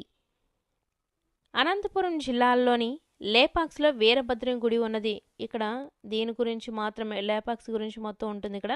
అయితే ఇక్కడ వీటికి చాలా ఈజీగా గుర్తుపెట్టుకోవడానికి కోడ్స్ పెట్టాను. ఆ వీడియో డిస్క్రిప్షన్ మరియు కామెంట్ బాక్స్లో అయితే మెన్షన్ చేస్తాను. ఖచ్చితంగా ఆ కోడ్స్ వీడియో చూసి మీరు కోడ్స్ రాసుకోండి.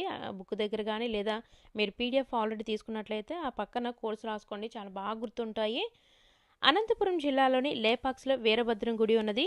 1530లో విజయనగర రాజ్య గవర్నర్లైన విరూపానంద మరియు వీరన్నలు ఈ గుడిని కట్టారు. ప్రపంచ ప్రఖ్యాతిగాంచిన నంది విగ్రహం ఇక్కడుంది. ఈ నందిని లేపాక్షి బసవన్న అని పిలుస్తారు. నెక్స్ట్ 169 చూడండి, ఇక్కడ 168, 169. నెక్స్ట్ 170. వైఎస్ఆర్ కడప జిల్లా సిద్ధవటం కోట. సిద్ధవటం కోట పెన్నా నది ఒడ్డున ఉన్నది. దీనిని క్రీస్తకం 1303 సంవత్సరంలో 30 ఎకరాల భూమిలో కట్టారు. కోటకు ఉన్న 2 ప్రధాన ద్వారాలు నిర్మాణపరంగా శోభాయమానంగా ఉన్నాయి. ఈ కోటను దక్షిణ కాశీకి ప్రధాన ద్వారంగా అక్కడి ప్రజలు భావిస్తారు. నెక్స్ట్ చిత్తూరు జిల్లా చంద్రగిరి కోట గురించి చూడండి. చంద్రగిరి కోట యాదవ నాయకుల చేత 11వ శతాబ్దంలో విజయనగర రాజ్య పాలకుల అధీనంలో కట్టబడింది. వీటికి చాలా ఈజీగా కోడ్స్ అయితే పెట్టాను. ఖచ్చితంగా అయితే వీడియో లింక్ ఓపెన్ చేసి మీరు రాసుకోండి.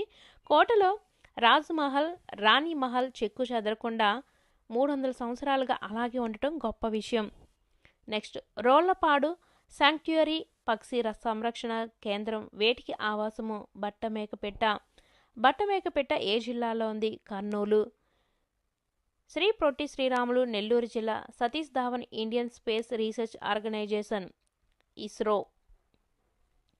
సో ఇక్కడ పులికాట్ సరస్సు దగ్గరలో సూళ్లూరుపేటలో నిర్మించబడింది. కృత్రిమ ఉపగ్రహాలకు ర్యాకెట్ల ద్వారా ఇక్కడి నుండి అంతరిక్షంలోకి పంపుతూ ఉంటారు. నేలపట్టు వద్ద పులికాట్ సరస్సులో ఫ్లెమింగో పక్షుల శాంక్చురీ ఉన్నది. ఇక్కడ ప్రతి సంవత్సరం ఫ్లెమింగో పండుగ జరుపుతారు.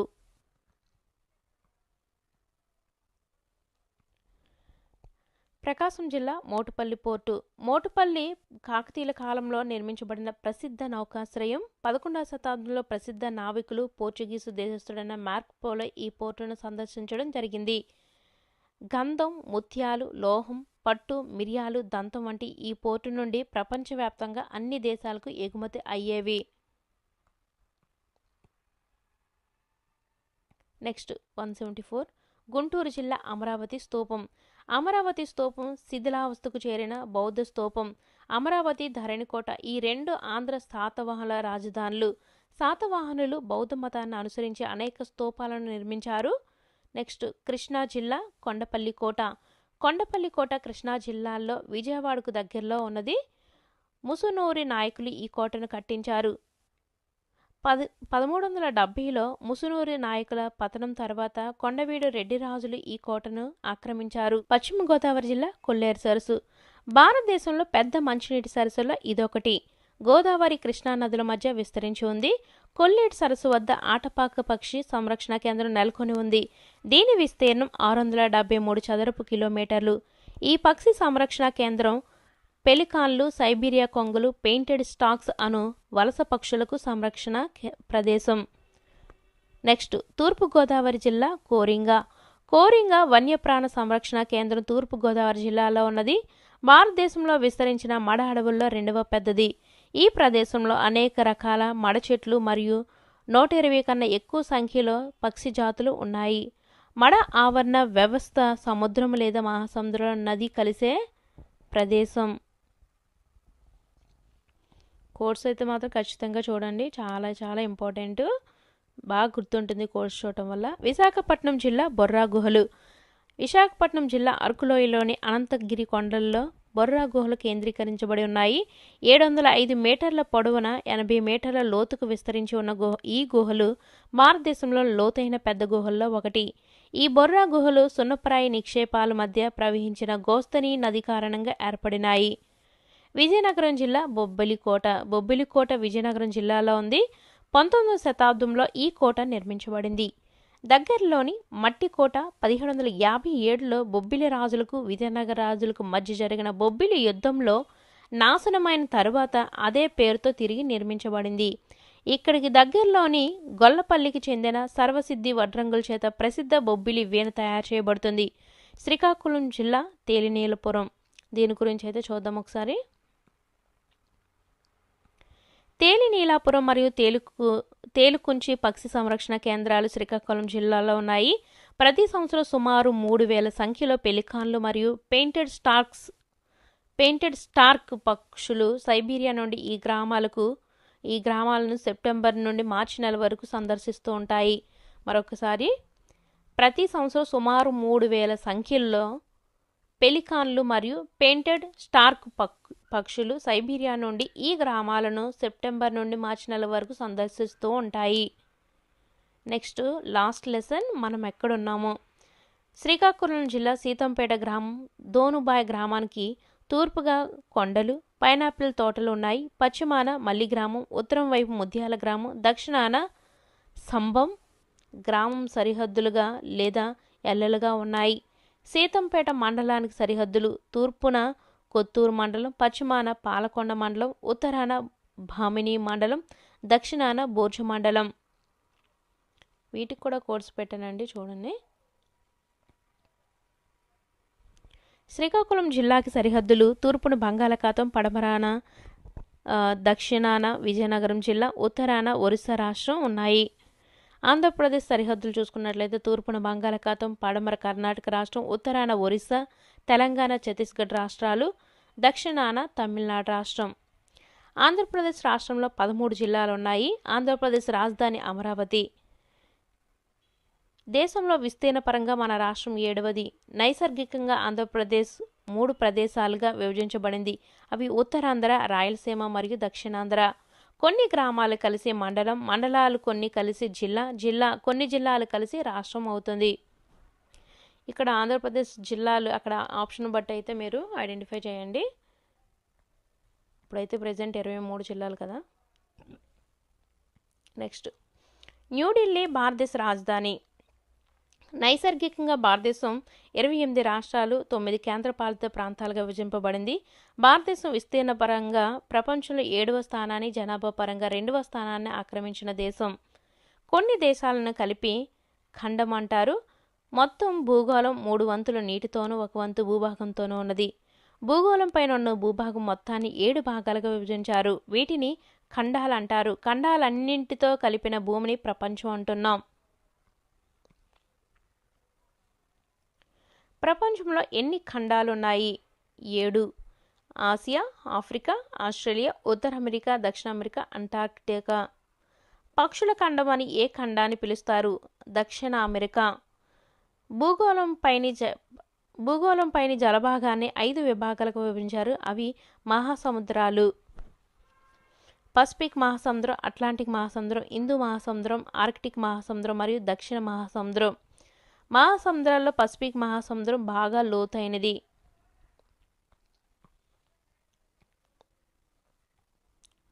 భూమిపై అమెజాన్ వంటి బాగా దట్టమైన అరణ్యాలు, హిమాలయాల వంటి ఎత్తైన పర్వతాలు, సహారా వంటి విశాలమైన ఎడారులు, పసిఫిక్ వంటి గొప్ప లోతైన మహాసముద్రాలు ఉన్నాయి.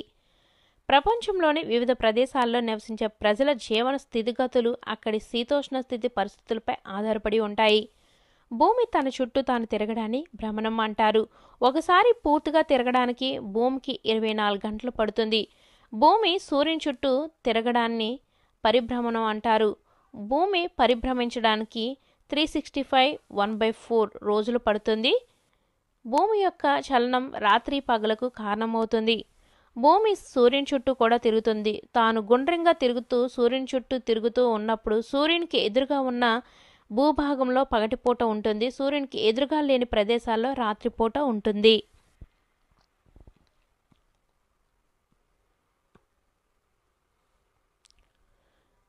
నక్షత్రాలు గుంపులుగా ఒక ఆకారంలో అమరి ఉంటాయి. ఆ ఆకారాలను నక్షత్ర కూటమి లేదా నక్షత్ర రాశి అంటారు. చంద్రుని ఆకారం రోజు రోజుకు మారుతుంది. ఈ మార్పులను చంద్ర దశలు అంటారు. రాత్రివేళ చంద్రుడు పూర్తిగా గుండ్రంగా కనిపిస్తే ఆ రోజును పౌర్ణమి అని, చంద్రుడు కనిపించని రోజును అమావాస్య అని అంటారు.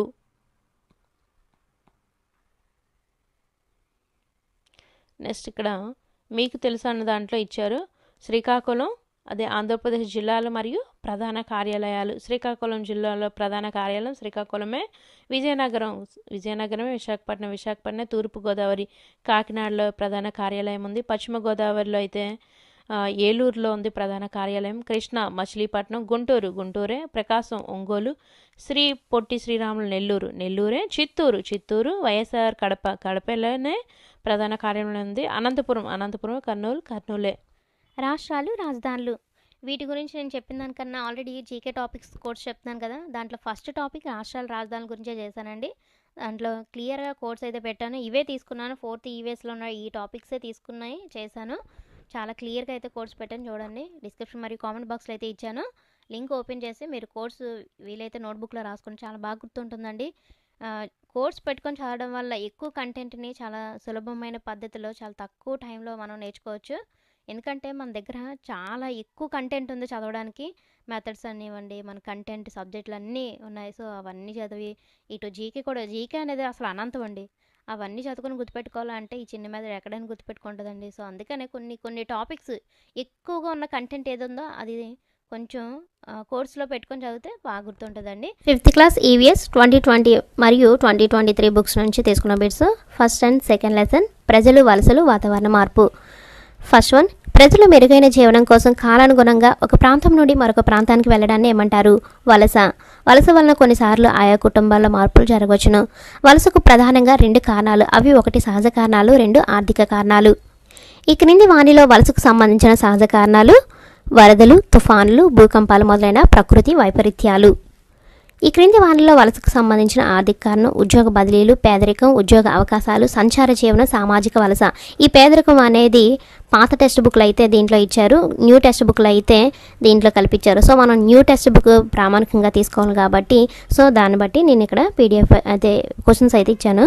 ప్రకాశం జిల్లా ప్రధాన పంట పొగాకు. పట్టణ ప్రాంతాల్లో మురికివాడలు ఏర్పడడానికి కారణం పేదరికం, ఆర్థిక నియంత్రణ లేకపోవడం, ప్రణాళిక లోపం. వృత్తాకారంలో గీయబడిన ఒక రేఖాచిత్రం పై చార్ట్. ఇది అంకెలను భాగాల రూపంలో సూచించడానికి ఉపయోగపడుతుంది. ఒక కుటుంబ వారి ఆదాయాన్ని ఏ అంశాల కోసం అంటే అవసరాలు, సౌకర్యాలు, విలాసాలు మరియు ఇతరములు ఖర్చు చేశారో తెలియజేసే పట్టికను ఏమంటారు? బడ్జెట్ లేదా కుటుంబ పద్దు. పొదుపు వలన కలిగే ప్రయోజనం అత్యవసర పరిస్థితుల్లో ఉపయోగపడుతుంది, ఆర్థిక స్వాతంత్రం ఇస్తుంది, ఖర్చు తగ్గిస్తుంది. పొదుపు వలన కలిగే ప్రయోజనాలు ఇవి.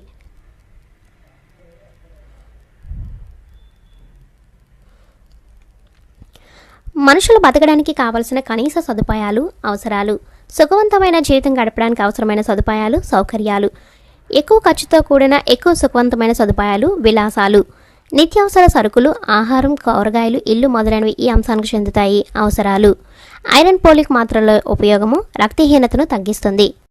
కలలు కనండి, ఆ కలలు సాకారం అయ్యే వరకు విశ్రమించకండి అని అన్నది అబ్దుల్ కలాం. అబ్దుల్ కలాం గారి పూర్తి పేరు అవుల్ పకీర్ జైన్ లబ్దీన్ అబ్దుల్ కలాం. అబ్దుల్ కలాం జన్మించిన రాష్ట్రం తమిళనాడు. 15 అక్టోబర్ 1931లో జన్మించారు. 27 జూలై 2015న సిల్లాంగ్ మేఘాలయలో మరణించారు. సముద్రం ఒడ్డున ఎగురుతున్న పక్షిని చూసి తను అలా ఎగరాలని కలలు కన్న రాష్ట్రపతి ఎవరు? అబ్దుల్ కలాం. అంటే ఎక్కడ మీకు బిట్టు మిస్ చేయకుండా అయితే ఇవ్వడం జరిగింది ఫ్రెండ్స్. మీకు టెక్స్ట్ బుక్ అవసరం లేదు. మిసైల్ మ్యాన్ ఆఫ్ ఇండియాగా పేరుగాంచిన వ్యక్తి అబ్దుల్ కలాం. అబ్దుల్ కలాం భారతదేశానికి 8వ రాష్ట్రపతిగా 2002 నుండి 2007 వరకు పనిచేశారు. 11వ రాష్ట్రపతిగా. సాధారణంగా ఒక ప్రాంతంలోని ఒక ఉష్ణోగ్రత, వర్షపాతం, తేమ మొదలైన పరిస్థితులను ఏమంటారు? వాతావరణం. విశ్వంలో ఒక సుందరమైన నీలి గ్రహం భూమి. ఈ క్రింది వానిలో వాతావరణ మార్పులు సంభవించడానికి కారణం చెట్లు నరకటం, వ్యర్థాలను, ఇంధనాలను మండించడం, గనుల తవ్వకం. ఈ క్రింది వానిలో వాతావరణ మార్పు ప్రభావం వరదలు, సునామీ, కరువు, మంచు కరగడం, అడవుల తగలబెట్టుట. వేడిగాలుల వలన అడవులు తగలబడిపోవడాన్ని ఏమంటారు? కార్చిచ్చు. ఆస్ట్రేలియా అడవుల్లో కార్చిచ్చు ప్రమాదంలో నశించిపోయిన జంతుజాలం 50 కోట్లకు పైగా.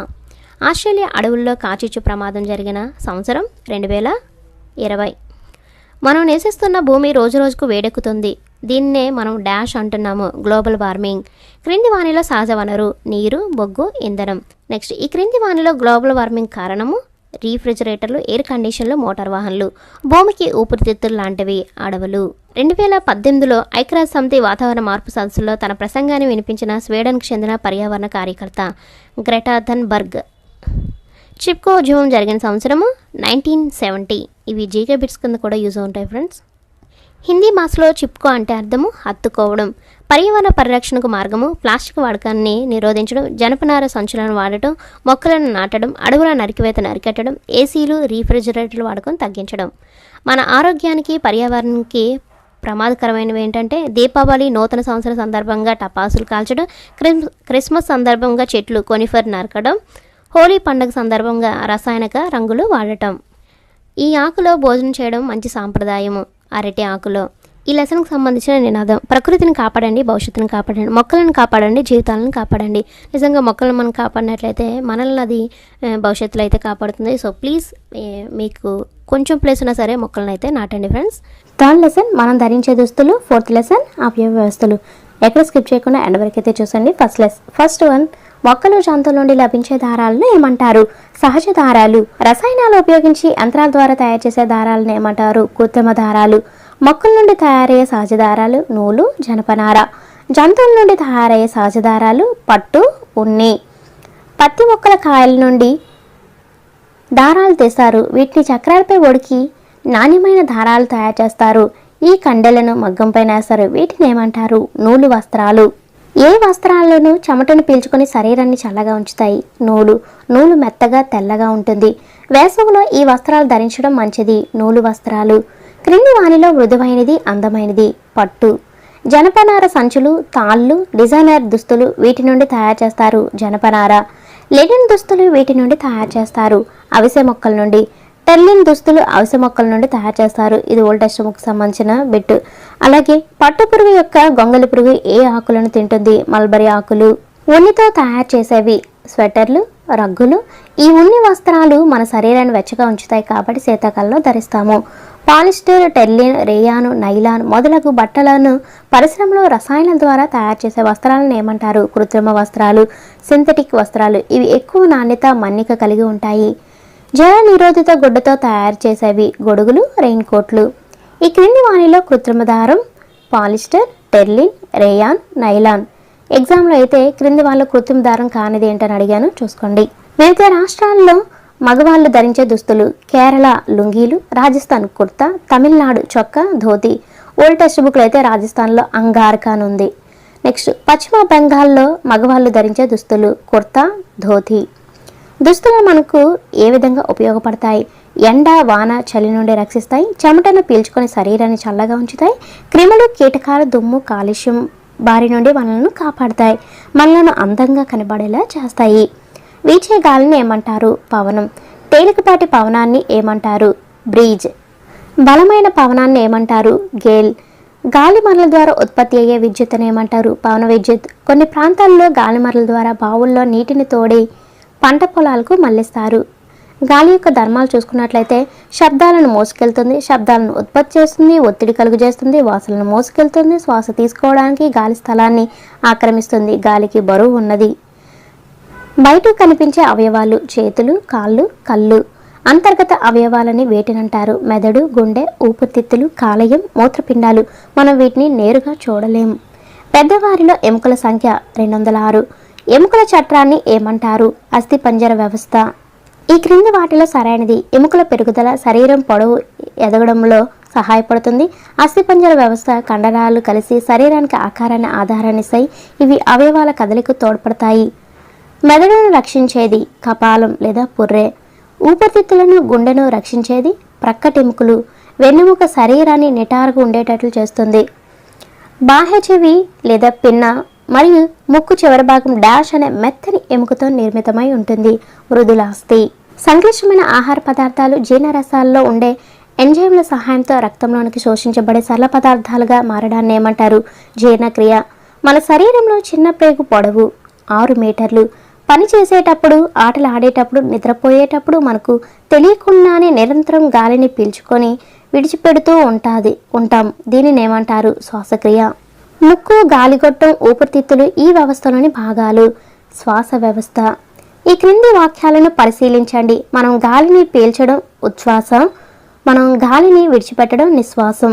గాలి ఉచ్ఛ్వాస, నిశ్వాసాలను శ్వాసించడం అంటారు. నెక్స్ట్, ఈ క్రింది వాక్యాలను పరిశీలించినట్లయితే ఉచ్ఛ్వాస సమయంలో ఊపిరితిత్తులు వ్యాకోచిస్తాయి, నిశ్వాస సమయంలో ఊపిరితిత్తులు సంకోచిస్తాయి. మనం విడిచే గాలిలో ఎక్కువగా ఉండేవి కార్బన్ డైఆక్సైడ్ మరియు నీటి ఆవిరి. ఊపిరితిత్తుల నుంచి గాలి బయటకు విడవడాన్ని ఏమంటారు? నిశ్వాసం. గుండె, రక్తం మరియు రక్తనాళాలు కలిసి డాష్ను ఏర్పరుస్తాయి. రక్త ప్రసరణ వ్యవస్థ. సో 5th క్లాస్ అనేది కాకుండా చూడండి ఎన్ని బిట్స్ ఉన్నాయి. చాలామంది 5th క్లాసే కదా ఏముంటాయిలే బిట్స్ అనుకుంటారు. చాలా వరకు మనకి తెలియని బిట్స్ కూడా ఉన్నాయి. రక్త ప్రసరణ వ్యవస్థలో భాగము గుండె, రక్తము, రక్తనాళాలు. ధమనులు, సిరలు మరియు రక్తకేశ నాళికలు అనేవి రక్తనాళాలు. క్రింది వారిలో సరైనది. పుపుస ధమనులో చెడు రక్తం ఉంటుంది. సిరలు శరీర భాగాల నుంచి చెడు రక్తం గుండెకు చేరుస్తాయి. పుపుస సిరలలో మంచి రక్తం ఉంటుంది. గుండెకు సంబంధించి ఈ క్రింది వాటిలో సరైనది. దీనిలో 4 గదులుంటాయి. పైన ఉండే 2 చిన్న గదులను కర్ణికలు అంటారు. క్రింద ఉన్న 2 పెద్ద గదులను జఠరికలు అంటారు. మన శరీరంలో సరిపోయే స్థాయిలో రక్తం ఉండాలంటే తీసుకోవాల్సిన ఆహారము వేరుశెనగలు, బెల్లం, నువ్వులు, గుడ్లు, పాలు, ఆకుకూరలు. రక్తంలో 3 రకాల రక్త కణాలు ఉంటాయి. ఒకటి ఎర్ర రక్త కణాలు, తెల్ల రక్త కణాలు, రక్త ఫలికలు. రక్తం ఎరుపు వర్ణంలో కనిపించడానికి కారణమైన ప్రోటీన్ హిమోగ్లోబిన్. పిల్లలు రక్తహీనత అధిగమించేందుకు ఆంధ్రప్రదేశ్ ప్రభుత్వం మధ్యాహ్న భోజనంలో పిల్లలకు ఏం సరఫరా చేస్తుంది? పల్లి చిక్కీలు. మన శరీరంలో అధికమైన అనవసరమైన ద్రవాలు బయటకు పంపించే వ్యవస్థను ఏమంటారు? విసర్జక వ్యవస్థ. విసర్జక వ్యవస్థలో భాగాలు మూత్రపిండాలు, ఊపిరితిత్తులు, చర్మం, కాలేయము. మూత్రపిండాలు ఈ ఆకారంలో ఉంటాయి. చిక్కుడు గింజ ఆకారంలో ఉంటాయి. రక్తంలోని మలినాలను తొలగించేవి మూత్రపిండాలు. ఊపిరితిత్తులు డాష్ వంటి నిర్మాణం కలిగి ఉంటాయి. స్పాంజీ. మన శరీరంలో అతిపెద్ద అవయవం చర్మం. ఇది మన శరీరంలో అదనపు నీటిని, లవణాలను చర్మరంధ్రాల ద్వారా చెమట రూపంలో బయటకు విసర్జిస్తుంది. మన శరీరంలోని వ్యర్థాలను తొలగించడానికి ఉపయోగపడేవి నీరు, పీచు పదార్థాలు. మెదడు, వెన్నెముక మరియు నాడులు కలిపి ఏమంటారు? నాడీ వ్యవస్థ. నాడులు సమాచారాన్ని శరీర భాగాల నుంచి మెదడుకు, మెదడు నుంచి శరీర భాగాలకు తీసుకొని పోతాయి. శరీర భాగాల పనితీరును నియంత్రించేవి మెదడు, వెన్నెముక, నాడులు. ఈ క్రింది వానిలో జ్ఞానేంద్రియాలు కళ్ళు, చెవులు, ముక్కు, నాలుక, చర్మం. మనం సీతాకోక చిలుక రంగులను, కోయల పాటలను, గులాబీ పరిమళాలను, పచ్చని గడ్డి మెత్తదనాన్ని ఆస్వాదించగలుగుతున్నాం. దీనికి కారణం నాడీ వ్యవస్థ సమర్థవంతమైన పని విధానమే. ఆక్సిజన్ పోషకాలను అన్ని శరీర భాగాలకు సరఫరా చేయడంలో తోడ్పడేది రక్త ప్రసరణ వ్యవస్థ. శరీరంలోని అధికమైన నీటిని, రక్తంలోని మలినాలను శరీరం నుండి విసర్జించేది విసర్జక వ్యవస్థ. శరీరంలో అన్ని వ్యవస్థలు సక్రమంగా పనిచేయేలా చూసే వ్యవస్థ నాడీ వ్యవస్థ. 5th లెసన్ వ్యవసాయం. ఫస్ట్ వన్, వరి సాగులో వివిధ దశలు: దుక్కి దున్నడం, చదును చేయటం, నాట్లు వేయటం, నీరు పెట్టడం, ఎరువులు వేయట, సస్యరక్షణ, పంట కోత, నూర్చడం, ఎగరబోయడం లేదా తూర్పారపట్టడం, నిల్వ చేయడం, మర పట్టించడం. ఈ పంట పండించడానికి అధిక పరిమాణంలో నీరు అవసరం. వరి రైతులు పంట దిగుబడులకు ఈ ఎరువులను ఉపయోగిస్తారు. కంపోస్ట్ ఎరువులు లేదా సేంద్రియ ఎరువులు. వరి మొక్కలకు వ్యాధులు సోకి పంట నాశనమైతే దాన్ని నివారించడానికి క్రిమి సంహారకాలను వాడతారు. వరి సాగులో ఆ దశ. సస్య రక్షణ. Repeat again. వరి మొక్కలకు వ్యాధులు సోకి పంట నాశనమైతే దాన్ని నివారించడానికి క్రిమి సంహారకాలను వాడతారు. వరి సాగులో ఆ దశ ఏమిటి? సస్య రక్షణ. గింజలను ఊకను వేరు చేసే వరి సాగు దశ ఏంటంటే ఎగరబోయడం లేదా తూర్పారబట్టడం. ఇంగ్లీష్లో అయితే విన్నోయింగ్ అంటారు. పొలానికి నీటిని సరఫరా చేయడాన్ని ఏమంటారు? నీటి పారుదల. ఈ పంటను నీరు ఆధారిత పంటగా చెప్తారు. వరి సాగుకి నీరు ముఖ్యమైన వనరు. వ్యవసాయానికి నీరు సరఫరా 4 రకాలుగా చేస్తారు. 1 క్షేత్ర నీటిపారుదల, ఇంగ్లీష్లో ఫీల్డ్ ఇరిగేషన్ అంటారు. ఇరిగేషన్ అంటే నీటిపారుదల. 2 చాలు నీటిపారుదల, ఇంగ్లీష్లో furrow irrigation. 3rd one sprinkler నీటిపారుదల, ఇంగ్లీష్లో అయితే స్ప్రింక్లరే సేమ్గా ఉంటుంది, స్ప్రింక్లర్ ఇరిగేషన్. 4th వన్ బిందు సేద్యం, ఇంగ్లీష్లో డ్రిప్ ఇరిగేషన్. ఒక్కొక్కసారి ఈ 4 ఆప్షన్స్లో అడుగుతాను. ఎగ్జామ్ అయితే నేను పెట్టిన ఎగ్జామ్లో మాత్రం ఇలా ఇంగ్లీష్లో ఆప్షన్స్ ఇచ్చాను, చూసుకోండి ఫ్రెండ్స్. వర్షపాతం తగినంతగా లేనప్పుడు ఈ విధానం ద్వారా పొలానికి నీరు సరఫరా చేస్తారు. క్షేత్ర నీటిపారుదల లేదా ఫీల్డ్ ఇరిగేషన్. ఈ విధానంలో చాళ్ళు మరియు కందకాలు త్రవ్వి వాటి ద్వారా పొలానికి నీరు సరఫరా చేస్తారు. చాలు నీటిపారుదల లేదా ఫర్రో ఇరిగేషన్. ఈ విధానంలో నియంత్రిత పద్ధతుల్లో ప్రత్యేక పైపుల ద్వారా వర్షం వలె నీటిని చల్లుతారు. Sprinkler irrigation. నీటి గొట్టాన్ని చిన్న చిన్న రంధ్రాలు చేసి నేలపై ఉంచి నీరు ఈ రంధ్రాల ద్వారా నేరుగా పంట మొక్కల వేళ్లకు చేర్చే విధానం బిందు సేద్యం, ఇంగ్లీష్లో డ్రిప్ ఇరిగేషన్. వ్యవసాయంలో ఉపయోగించే సాంప్రదాయ పనిముట్లు నాగలి, గడ్డపార, విత్తనాలు, గొర్రు, కొడవలి. వ్యవసాయంలో ఉపయోగించే ఆధునిక పనిముట్లు వరి నాట్లే యంత్రం, వరి కోతే యంత్రం. మొక్కల పెరుగుదల, పంట దిగుబడి దీనిపై ఆధారపడి ఉంటుంది. నేల సారం. ఎరువులను ఉపయోగించడం ద్వారా పంట పెరుగుదల, దిగుబడిని పెంచవచ్చు. ఈ క్రింది వాటిలో సహజ ఎరువులు: కంపోస్ట్, మొక్కల అవశేషాలు, ఆవు పేడ, జంతువుల విసర్జితాలు. రసాయన ఎరువులు నేలలో ఉండిపోయి నేల సారాన్ని తగ్గిస్తాయి. పంటలను వీటి నుండి రక్షించాలి. హానికరమైన కీటకాలు, తెగుళ్ళ వ్యాధులు, జంతువుల నుండి మనము పంటలను రక్షించాలి. తెగుళ్ళ నుండి రక్షించడానికి క్రిమిసంహారకాలను ఉపయోగిస్తారు. మొక్కల్లో పరాగ సంపర్కం మరియు విత్తనాలు ఏర్పడటంలో ప్రముఖ పాత్ర వహించేవి సీతాకోక చిలుకలు, తేనెటీగలు. గొంగళి పురుగు మాత్గా మారి పంటను నాశనం చేస్తుంది. ఒక్కొక్కసారి ఎగ్జామ్లో గొంగళి పురుగు ఏ విధంగా మారి పంటను నాశనం చేస్తుందని అడగొచ్చు. మాత్గా మారి. సీతాకోక చిలుక జీవచక్రం చూసుకున్నట్లయితే గుడ్డు, లార్వా, ప్యూపా, ఇమాగో. కప్ప జీవచక్రం ఈ క్రింది వాటిలో సరైనది. గుడ్లు, తోక కప్ప లేదా టాడ్పోల్, కాళ్ళు కలిగిన టాడ్పోల్, చిరు కప్ప, ఫైనల్గా కప్ప. టాడ్పోల్స్ అని వీటిని అంటారు. తోక కప్పలు లేదా కప్ప లార్వాలను టాడ్పోల్స్ అంటారు. కప్పలు టాడ్పోల్గా ఉన్నప్పుడు వీటిని తిని నీటిని శుభ్రంగా ఉంచడంలో సహాయపడతాయి. శైవలాలను తిని నీటిని శుభ్రంగా ఉంచడంలో సహాయపడతాయి. కప్పలు వీటిని ఆహారంగా తీసుకుంటాయి. దోమలు, ఇతర క్రిములు, కీటకాలు. ఇది 2020 టెక్స్ట్ బుక్ నుండి అయితే ఈ బిట్ ఉంది. పర్యావరణం దెబ్బతినడం గురించి తెలియజేయడంలో మంచి సూచికలుగా ఉపయోగపడేవి సీతాకోక చిలుకలు మరియు కప్పలు. వీటిని మనం రక్షించుకోకపోతే మొక్కల ఆవరణ వ్యవస్థపై ప్రభావం చూపి చివరగా ఆహారపు గొలుసు విచ్ఛిన్నమవుతుంది. సీతాకోక చిలుకలు మరియు కప్పలు. క్రిమి సంహారకాలు ఉపయోగించడం వలన వీటి ఉనికి దెబ్బతింటుంది. ఒక్కొక్కసారి ఎగ్జామ్లో క్రిమి సంహారకాలు ఉపయోగించడం వలన వేటి ఉనికి దెబ్బతింటుంది అని అడగొచ్చు. సీతాకోక చిలుకలు మరియు కప్పలు. రసాయనాల కాలుష్యానికి ఎక్కువగా ప్రభావితం అయ్యేవి సీతాకోక చిలుకలు మరియు కప్పలు.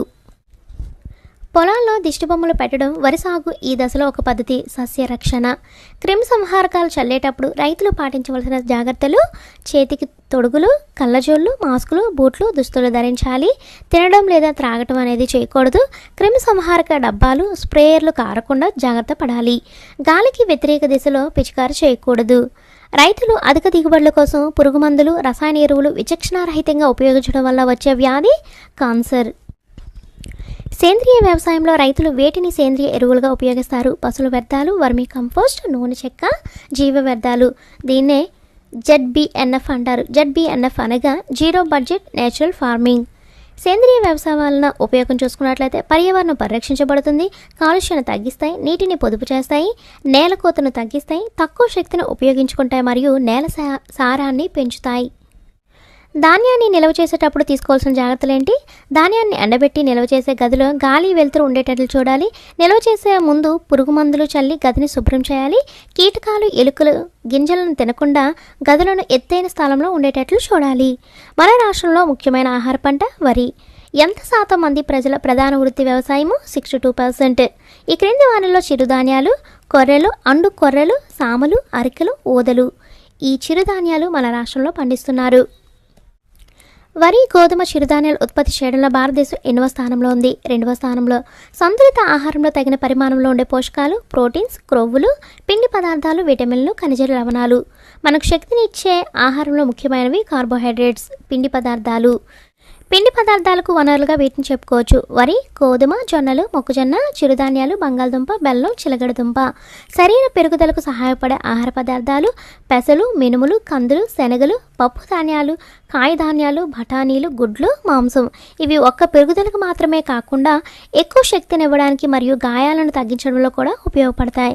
ఈ క్రింది వాటిలో పోషకాలు కలిగిన ఆహార పదార్థం చూసుకున్నట్లయితే రాగి సంకటి, జొన్న రొట్టెలు, పల్లి చిక్కీ. సరైన నిష్పత్తిలో అన్ని పోషకాలను కలిగి ఉన్న ఆహారాన్ని ఏమంటారు? సమతుల్య ఆహారం. 1 కిలో వరి ఉత్పత్తి చేయడానికి అవసరమయ్యే నీరు 3000 నుంచి 5000 లీటర్లు. ప్రపంచ ఆవరణ వ్యవస్థలో నిర్వాహకులు రైతులు. 6th లెసన్: నీరు ఎంతో విలువైనది. మన గ్రామాల్లో ప్రధానమైన నీటి వనరులు చెరువులు, నూతులు, బోరుబావులు. వర్షపు నీటిని నిల్వ చేయడానికి చెరువులు నిర్మిస్తాం. నదుల్లో నీరు నిల్వ చేయడానికి ఆనకట్టలు మరియు జలాశయాలను నిర్మిస్తారు. జలాశయాల్లో నీటి మట్టం పెంచడానికి నదీ వాలుకు అడ్డుగా నీటిని నిల్వ చేయడానికి నిర్మించబడిన అడ్డుకట్టను ఏమంటారు? ఆనకట్ట. నీటి వనరులకు ముఖ్యమైన జలవనరు వర్షం. ఆనకట్టలను వీటికి ఉపయోగిస్తారు: విద్యుత్ ఉత్పత్తికి, నీటిపారుదలకు, తాగడానికి. ఆనకట్టల వలన ఫలితాలు: వినోదం, వరదల నియంత్రణ, నీటి సరఫరా, జల విద్యుత్, వ్యర్థాల నిర్వహణ, నదుల దిక్సూచి, వన్యజీవులకు ఆవాసం, జల వ్యవహారం, ఈత కొట్టడం మొదలైన వినోదాత్మక కార్యక్రమాలకు కూడా ఆలవాలంగా ఉంటాయి. మన రాష్ట్రంలో ప్రధానమైన నదులు కృష్ణ, గోదావరి. మన రాష్ట్రంలో గోదావరి, కృష్ణ, వంశధార, నాగావళి, పెన్నా నదులు ముఖ్యమైనవి. నెక్స్ట్, కృష్ణా నదిపై నిర్మించిన బహుళార్థ సాధక నిర్మాణాలు: Nagarjuna Sagar, Srisailam. Sir Arthur Cotton barrage ఏ నదిపై ఎక్కడ నిర్మించబడింది? గోదావరి, ధవళేశ్వరం. ధవళేశ్వర ఆనకట్ట వేటి మధ్యలో నిర్మించారు? తూర్పు గోదావరి జిల్లా ధవళేశ్వరం, పశ్చిమ గోదావరి జిల్లా విద్యేశ్వరం మధ్యలో. భారతదేశంలో పొడవైన నదుల్లో గంగా నది తర్వాత కృష్ణానది ఎన్నవ స్థానం ఆక్రమించింది? 4వ స్థానం. కృష్ణానది జన్మస్థానం మహారాష్ట్ర పశ్చిమ కనుమల్లో డాష్ మహాబలేశ్వరం. కృష్ణానది పొడవు సుమారు 1400 కిలోమీటర్లు. దీన్ని కృష్ణవేణి కూడా అంటారు. మన రాష్ట్రంలో కృష్ణానది ఏ జిల్లాల గుండా ప్రవహిస్తుంది? కర్నూలు, గుంటూరు, నంద్యాల, పల్నాడు, బాపట్ల, ఎన్టీఆర్, కృష్ణా. కృష్ణానదికి ఉపనదులు. ఈ లెసన్ చాలా ఇంపార్టెంట్ అండి, జీకేకి చాలా యూజ్ ఉంటుంది. భీమా, గాయత్రి, ఘటప్రభ, కొయిన, మలప్రభ, మున్నేరు, నిర, పాలెం, పంచగంగ, తుంగభద్ర, వేమన, వైరా నదులు అనేవి కృష్ణానదికి ఉపనదులు. ఆంధ్రప్రదేశ్, తెలంగాణ రాష్ట్రాలను పాక్షికంగా వేరు చేస్తూ చివరిగా కృష్ణా జిల్లా అంశుల దీవి వద్ద బంగాళాఖాతంలో కలుస్తుంది. నాగార్జున సాగర్ అనే పెద్ద మానవ నిర్మిత బహుళార్థ సాధక ప్రాజెక్టు ఏ సంవత్సరంలో కృష్ణానదిపై నిర్మించబడింది? 1967లో. ఇది భారతదేశంలో ఉన్న 7 వింతల్లో ఒకటి. నాగార్జున సాగర్ ఆనకట్ట వీటి మధ్యలో నిర్మించబడింది. ఆంధ్రప్రదేశ్ రాష్ట్రంలో పల్నాడు జిల్లా, నాగార్జునకొండ తెలంగాణ రాష్ట్రంలో నల్గొండ జిల్లా మధ్యలో. నాగార్జున సాగర్ ఎడమ కాలువ, కుడి కాలువ పేర్లు వరుసగా: ఎడమ కాలువ లాల్ బహదూర్, కుడి కాలువ జవహర్. ప్రకాశం బ్యారేజ్ ఏ నదిపై నిర్మించారు? కృష్ణానదిపై. ప్రకాశం బ్యారేజ్ పొడవు 1.2 కిలోమీటర్స్. ప్రకాశం బ్యారేజ్ను ఎప్పుడు ప్రారంభించారు? ప్రకాశం బ్యారేజ్ను 1954లో శంకుస్థాపన చేసి 1957లో ప్రారంభించారు. న్యూ టెక్స్ట్ బుక్లో డైరెక్ట్గా 1957లో ప్రారంభించారని ఉంది. ఇక్కడ ఓల్డ్ టెక్స్ట్ బుక్లో 1954లో శంకుస్థాపన చేశారని ఉంది. ప్రకాశం బ్యారేజ్ను ప్రారంభించిన ఉమ్మడి ఆంధ్ర రాష్ట్ర మొట్టమొదటి ముఖ్యమంత్రి టంగుటూరి ప్రకాశం పంతులు. ఇక్కడ 2 బిట్స్ ఉన్నాయి చూడండి. ప్రకాశం బ్యారేజ్ను ప్రారంభించిన వారు ఎవరు అంటే టంగుటూరి ప్రకాశం పంతులు. అలాగే ఉమ్మడి ఆంధ్ర రాష్ట్ర మొట్టమొదటి ముఖ్యమంత్రి ఎవరు అంటే టంగుటూరి ప్రకాశం పంతులు. కృష్ణానది ఒడ్డున ఉన్న పవిత్ర స్థలాలు: మహాబలేశ్వరం, ఆలంపూర్ జోగులాంబ, విజయవాడ కనకదుర్గ, అమరావతి, అమరేశ్వరం. కృష్ణానది ఒడ్డున ఉన్న పవిత్ర స్థలాల్లో లేనిది ఏంటి అని ఎగ్జామ్లో అడగొచ్చు. సో ఇలా గుర్తుపెట్టుకోండి. కృష్ణానది ఒడ్డున గల నగరాలు: సంగిలి, కరడ, విజయవాడ. సో దీన్ని ఇంకొకలాగా కూడా అడుగుతారు. కృష్ణానది ఒడ్డున ఉన్న సంగిలి, కరడ నగరాలు ఏ రాష్ట్రానికి చెందినవి? మహారాష్ట్ర. ప్రముఖ పర్యాటక ప్రదేశమైన భవానీ దీపం ఎక్కడ కలదు? విజయవాడ. ఏ సంవత్సరంలో కర్నూలు నగరానికి తుంగభద్ర నది వలన వరద వచ్చింది? 2009. ఏ సంవత్సరంలో మరలా కృష్ణానది పొంగడం వలన కృష్ణా, గుంటూరు జిల్లాల్లో అనేక ప్రాంతాలు నీట మునిగాయి? 2019లో. అంటే 10 ఇయర్స్ గ్యాప్లోనే మరలా జరిగింది ప్రమాదం. ఈ క్రింది వాక్యాలను పరిశీలించినట్లయితే అధిక వర్షపాతం వలన వచ్చేవి వరదలు, చాలా తక్కువ లేదా వర్షం పడకపోవడం వలన సంభవించేవి కరువులు. ఎక్కువ వర్షం పడని జిల్లా ఏంటంటే అనంతపురం. తొట్లవల్లూరు మండలం ఏ జిల్లాకు చెందినది? కృష్ణా జిల్లా. 7th లెసన్ మనకు ఎవరు సేవ చేస్తారు? కర్నూలు జిల్లాలోని అల్లూరు గ్రామం అందుకున్న పురస్కారం స్వచ్ఛతే సేవ. మనకు ఎవరు సేవ చేస్తారన్న పాఠంలో పచ్చదనం పరిశుభ్రతకు మారుపేరుగా ఉన్న గ్రామం అల్లూరు. ఇలా కూడా క్వశ్చన్ అడిగే అవకాశం ఉంది. ప్రజలకు అవసరమైన సౌకర్యాలు అందించడానికి సేవ చేసే వ్యవస్థను ఏమంటారు? ప్రభుత్వం. ప్రభుత్వం అనగా ప్రజలకు అవసరమైన సౌకర్యాలు అందించే ఒక సేవా వ్యవస్థ. మన దేశంలో ఎన్ని స్థాయిల్లో ప్రభుత్వాలు ఉన్నాయి? 3 స్థాయిల్లో. ఒకటి స్థానిక ప్రభుత్వం, రాష్ట్ర ప్రభుత్వం, కేంద్ర ప్రభుత్వం. గ్రామాలు, పట్టణాలు, నగరంలో ఉండే స్థానిక ప్రభుత్వాన్ని ఏమంటారు? స్థానిక ప్రభుత్వం. ఎన్ని సంవత్సరాలు పైబడిన గ్రామస్తులచే గ్రామ పంచాయతీ సభ్యులు ఎన్నుకోబడతారు? 18 సంవత్సరాలు పైబడిన గ్రామస్తులచే గ్రామ పంచాయతీ సభ్యులు ఎన్నుకోబడతారు. ఎన్ని సంవత్సరాలకు ఒకసారి పంచాయతీని ఎన్నుకుంటారు? ప్రతి 5 సంవత్సరాలకు ఒకసారి పంచాయతీని ఎన్నుకుంటారు. గ్రామ పంచాయతీ పెద్ద నాయకుడు లేదా గ్రామ పంచాయతీ పెద్ద ఎవరు అని అడుగుతారు, లేదా గ్రామ పంచాయతీ నాయకుడు ఎవరిని అడుగుతారు? సర్పంచ్. సర్పంచ్ పదవీ కాలము 5 సంవత్సరములు. గ్రామీణ ప్రాంత ప్రజలకు వారికి కావలసిన సేవలు పారదర్శకతతో అందించడానికి ప్రభుత్వం కొంతమంది ఉద్యోగులచే ఏర్పాటు చేసిన వ్యవస్థ గ్రామ సచివాలయం. ప్రతి గ్రామ సచివాలయంలో ప్రజలకు సేవలు అందించడానికి ఎంతమంది ఉద్యోగులు ఉంటారు? 11 మంది. కొన్ని గ్రామాలు కలిసి ఒక డాష్ ఏర్పడును మండలం. మన రాష్ట్రంలోని మండలాల సంఖ్య 679. మన రాష్ట్రంలోని మండలాల సంఖ్య 676. ఇది 2020 టెక్స్ట్ బుక్లో ఇలా ఇచ్చారు 676. న్యూ టెక్స్ట్ బుక్లో ఏమో 679. సో ఇదే మీరు మెయిన్గా తీసుకోవాలి. మండల స్థాయిలోని అన్ని సంక్షేమ అభివృద్ధి కార్యక్రమాలు నిర్వహించేవారు మండల అభివృద్ధి అధికారి. మండల పరిషత్ అధ్యక్షుడు వీరిచే ఎన్నుకోబడతారు ఎంపీటీసీ సభ్యులచే. మండల పరిషత్తులను ఓటర్లు ఈ ఎంపీటీసీ సభ్యులు ఎన్నుకుంటారు. ఎంపీటీసీల పదవీ కాలము 5 సంవత్సరములు. ఈ క్రింది వారిలో మండల పరిషత్ కార్యాలయం విధి. ఎగ్జామ్లో అయితే విధి కానిది ఏంటని అడిగాను. ఇక్కడ డైరెక్ట్గా మీకు క్వశ్చన్ ఆన్సర్ తెలియాలి కాబట్టి ఇక్కడ మీకు చదువుకోవడానికి వీలవుతుందని చెప్పి డైరెక్ట్ క్వశ్చన్ ఆన్సర్ ఇస్తున్నాను. అక్కడైతే ఆప్షన్స్ బట్టి మీకు కన్ఫ్యూజన్లో ఉంటాయి. ప్రాథమిక విద్య అందేలా చూస్తుంది. రక్షిత మంచినీరు అందిస్తుంది. వ్యవసాయం, పశువుల పెంపకం, చేపల పెంపకం, కోళ్ల పరిశ్రమ అభివృద్ధి, రోడ్లు, నీటిపారుదల నిర్మాణం మరియు మరమ్మతులు, రక్షిత మంచినీరు అందించడం, ఆరోగ్యం, మహిళా శిశు సంక్షేమం, మురికినీటి సౌకర్యం. మహిళా శిశు సంక్షేమం కోసం పనిచేసే కార్యాలయం మండల పరిషత్ కార్యాలయం. శాంతి భద్రతలను కాపాడే మండల స్థాయి ప్రభుత్వ సంస్థ పోలీస్ స్టేషన్. దీనికి తహసీల్దార్ అధిపతి. మండల రెవెన్యూ కార్యాలయం. కుల ధృవీకరణ, ఆదాయ ధృవీకరణ పత్రాలను జారీ చేసే మండల స్థాయి ప్రభుత్వ సంస్థ మండల రెవెన్యూ కార్యాలయం. రైతులకు పట్టాదారు పాస్ పుస్తకాలు మంజూరు చేసే మండల స్థాయి ప్రభుత్వ సంస్థ ఏంటి? మండల రెవెన్యూ కార్యాలయం. ఇలా ఇండివిజువల్గా అడుగుతారు, సో చూసుకోండి. మండల రెవెన్యూ కార్యాలయం యొక్క విధి. సో ఇక్కడ ఇంకా ఉండిపోయినవి ఏవో ఉన్నాయో అవి కూడా ఇచ్చేసాను. వెట్టి చాకరీ చేసే ప్రజలను విముక్తి చేయడం, భూ సంబంధిత సమస్యలను పరిష్కరించడం, ఎన్నికలు నిర్వహించడం. ఎగ్జామ్లో విధి కానిది ఏంటని అడుగుతూ ఉంటాను. తల్లి బిడ్డ సంక్షేమం పథకంలో భాగంగా సురక్షితమైన కాన్పులకు బాధ్యత వహించే మండల స్థాయి ప్రభుత్వ సంస్థ ప్రాథమిక ఆరోగ్య కేంద్రం. పొదుపు మరియు డిజిటల్ లావాదేవీలను చూడటం, రైతులకు రుణాలు అందించడం ఈ మండల స్థాయి ప్రభుత్వ సంస్థ బ్యాంక్. క్రింది వారిలో మండల విద్యా వనరుల కేంద్రం యొక్క విధి. బడి ఈడుగల పిల్లలను పాఠశాలను నమోదు చేస్తారు. బడిలో చేరిన పిల్లలందరికీ నాణ్యమైన విద్య అందేలా పాఠశాలను పర్యవేక్షిస్తారు. మధ్యాహ్న భోజన పథకం బాగా అమలు అయ్యేలా చేస్తారు. ఈ క్రింది వారిలో పశు వైద్యశాల యొక్క విధి ఏంటి? పశువుల ఆరోగ్యం సంరక్షిస్తారు. గాయపడిన జంతువులకు వైద్యం అందిస్తారు. జంతువుల నుండి మనుషులకు సోకే వ్యాధులను గుర్తించి వాటికి నివారణ చర్యలను చేపడతారు. కొన్ని మండలాలు కలిసి ఒక డాష్గా ఏర్పడుతుంది, జిల్లాగా ఏర్పడుతుంది. మన రాష్ట్రంలో ఎన్ని జిల్లాలు ఉన్నాయి? 26. 13 జిల్లా పరిషత్తులు. ఓల్డ్ టెక్స్ట్ బుక్లో అదే 2020 టెక్స్ట్ బుక్లో అయితే 13 జిల్లాలని ఇచ్చారు. సో న్యూ టెక్స్ట్ బుక్ అంటే 2023లో అయితే మరలా కొన్ని యాడ్ చేయడం జరిగింది. అంటే జిల్లాలు మరలా డివైడ్ చేశారు కాబట్టి 26 జిల్లాలు అయితే ప్రజెంట్ ఉన్నాయి. జిల్లా పరిషత్ అధ్యక్షులు వీరిచే ఎన్నుకోబడతారు. జడ్పీటీసీ సభ్యులచే ఎన్నుకోబడతారు. మండలంలోని ఓటర్లు ఈ జడ్పీటీసీ సభ్యులను ఎన్నుకుంటారు. జడ్పీటీసీ సభ్యులను ఎన్నుకునేది మండలంలోని ఓటర్లు, అయితే జిల్లా పరిషత్ అధ్యక్షులను ఎన్నుకునేది జడ్పీటీసీ సభ్యులు అన్నమాట. జిల్లాలోని అన్ని ప్రభుత్వ సంస్థల కార్యకలాపాలను పర్యవేక్షించేది కలెక్టర్. పట్టణాలు, నగరాల్లోని స్థానిక ప్రభుత్వాలను ఏమంటారు? పురపాలక, నగరపాలక సంస్థలు అంటారు. మన రాష్ట్రంలో నగరపాలక, పురపాలక సంస్థలు వరుసగా నగరపాలక సంస్థలు 16, పురపాలక సంస్థలేమో 74. పురపాలక సంఘానికి అధిపతి చైర్పర్సన్, నగరపాలక సంస్థకు అధిపతి మేయర్. నగరపాలక, పురపాలక సంస్థల విధులేంటి?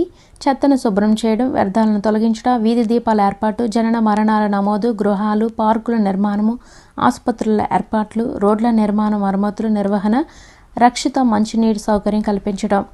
రాష్ట్ర ప్రభుత్వంలో వీరి సలహా మేరకు మంత్రిమండలిని నియమించేది ఎవరు? ముఖ్యమంత్రి సలహా మేరకు మంత్రిమండలి నియమించేది గవర్నర్. రాష్ట్ర ప్రభుత్వంలో ముఖ్యమంత్రి సలహా మేరకు మంత్రిమండలిని నియమించేది గవర్నర్. రాష్ట్రంలో ప్రజలందరి బాధ్యత తీసుకునేది రాష్ట్ర ప్రభుత్వం. ఆంధ్రప్రదేశ్ ప్రస్తుత గవర్నర్ ఎవరు? ఎస్ అబ్దుల్ నజీర్. భారతదేశ రాజ్యాంగాధిపతి రాష్ట్రపతి. మన రాష్ట్రపతి ద్రౌపది ముర్ము. ప్రధానమంత్రిని నియమించేది రాష్ట్రపతి. కేంద్ర ప్రభుత్వంలో వీరి సలహా మేరకు మంత్రిమండలిని నియమించేది. కేంద్ర ప్రభుత్వంలో అయితే ప్రధానమంత్రి సలహా మేరకు మంత్రిమండలిని నియమించేది రాష్ట్రపతి. సో ఇలా క్వశ్చన్స్ అడుగుతూ ఉంటారు. మీకు టెక్స్ట్ బుక్ మొత్తం కంప్లీట్గా అయితే ఇచ్చేసాను, అందులో ఎటువంటి డౌట్ లేదు. మీరు ఈ బిట్స్ చదివితే టెక్స్ట్ బుక్ చదివేసినట్టే. కేంద్ర ప్రభుత్వం అందించే సేవలేంటి? తపాలా, రైల్వే, టెలికాం, విమానాశ్రయాలు, ప్రకృతి వైపరీత్యాల నిర్వహణ. ఈ క్రింది వాక్యాలను పరిశీలించినట్లయితే రాష్ట్రంలో అత్యున్నత న్యాయ వ్యవస్థ హైకోర్టు, దేశంలో అత్యున్నత న్యాయ వ్యవస్థ సుప్రీంకోర్టు. 8th లెసన్ ప్రపంచాన్ని చూసి వద్దాం. 9th లెసన్ ప్రమాదాలు, ప్రథమ చికిత్స. ఫస్ట్ వన్, విదేశాలకు వెళ్ళడానికి ప్రధానమైన రవాణా వ్యవస్థలు వాయు మార్గాలు, జల మార్గాలు. ప్రయాణించడానికి తక్కువ ఖర్చుతో కూడుకున్న మార్గాలు జల మార్గాలు. క్రింది వానిలో విదేశాలకు వెళ్ళటానికి కారణం ఏంటి? ఉన్నత చదువుల కోసం, వివిధ ప్రదేశాల సందర్శన కోసం, క్రీడల్లో పాల్గొనడం కోసం, ఉద్యోగరీత్యా, వ్యాపార రీత్యా. మన దేశం నుండి విదేశాలకు ఎగుమతి అవుతున్న పండ్లు మామిడి, అరటి, దానిమ్మ. ఎగ్జామ్లో ఎగుమతి కాని పండ్లు ఏంటని అడగొచ్చు. విదేశాల నుండి మనం దిగుమతి చేసుకుంటున్న పండ్లు kiwi, dragon fruit, durian fruit. ఎగ్జామ్లో కూడా దిగుమతి చేసుకుంటున్న పండ్లలో లేనిదని అడిగాను, చూసుకోండి. మన ప్రదేశంలో దొరికే లేదా తయారు చేసే ఉత్పత్తులు లేక సరుకులు అధికంగా ఉంటే అవి ఇతర ప్రదేశాలకు పంపబడతాయి. ఈ పద్ధతిని ఏమంటారు? ఎగుమతి. ఈ ఎగుమతి ద్వారా విదేశీ కరెన్సీ అనేది లభిస్తుంది. ఇది ఆయా దేశాల ఆర్థిక వృద్ధికి సహాయపడుతుంది. ఎగుమతి. మనం కావలసిన సరుకులను ఇతర ప్రాంతాల నుంచి చేసుకునేది దిగుమతి. పివి సింధు పూర్తి పేరేంటి? పూసర్ల వెంకట సింధు.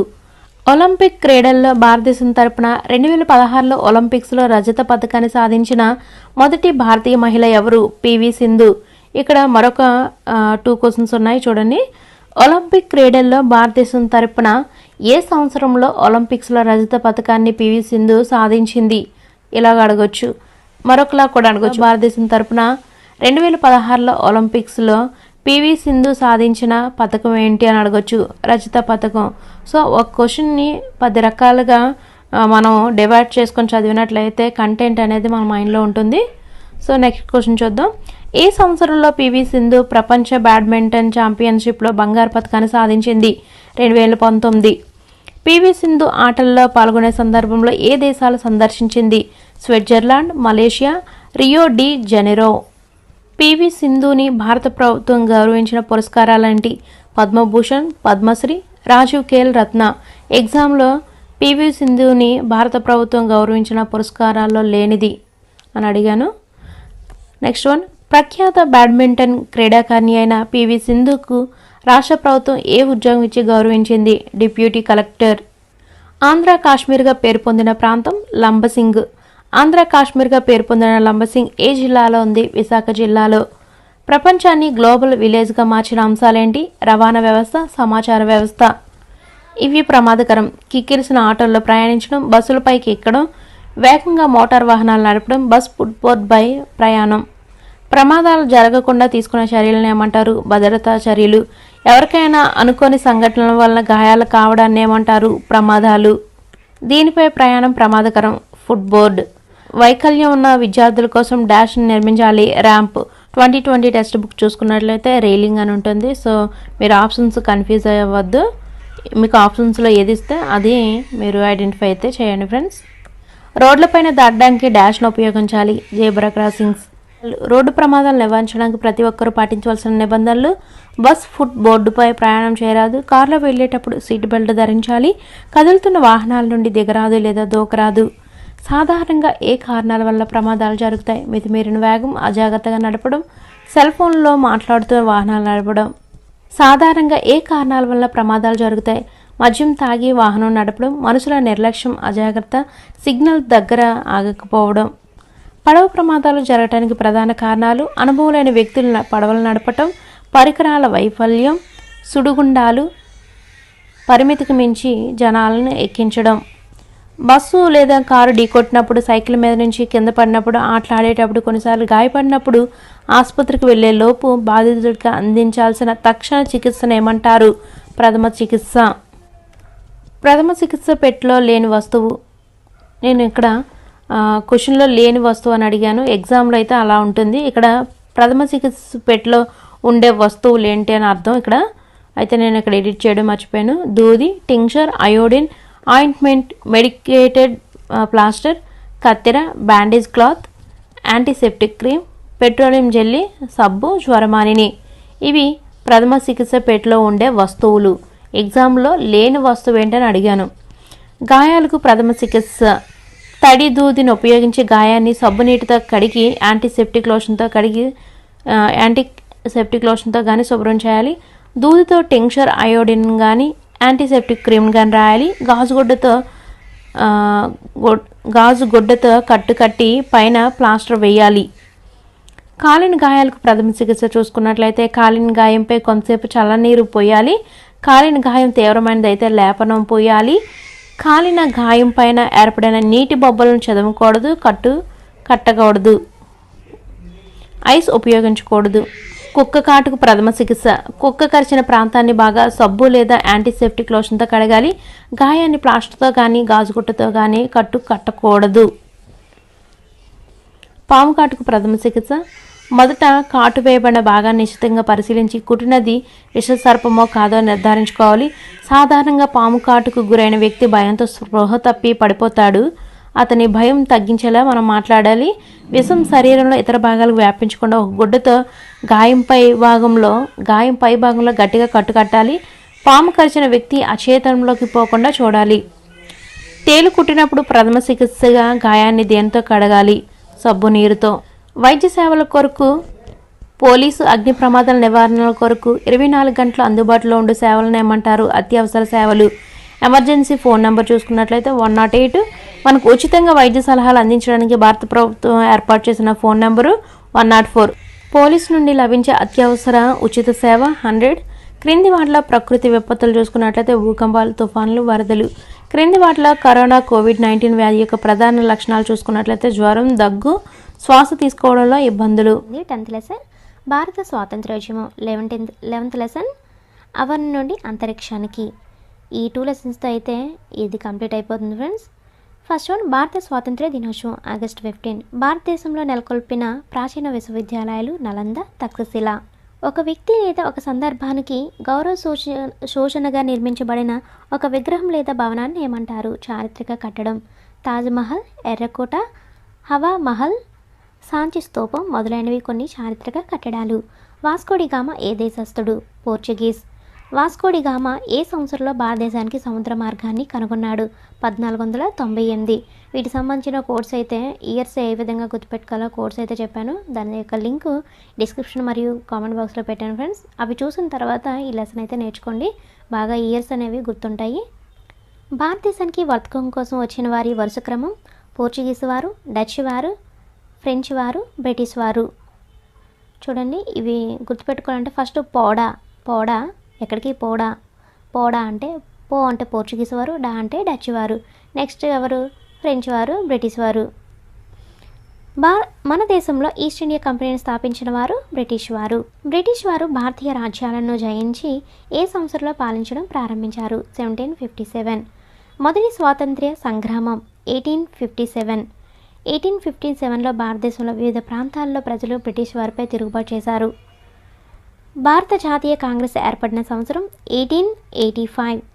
మహాత్మా గాంధీజీ స్వాతంత్ర్య పోరాటంలో చేరిన సంవత్సరం 1919.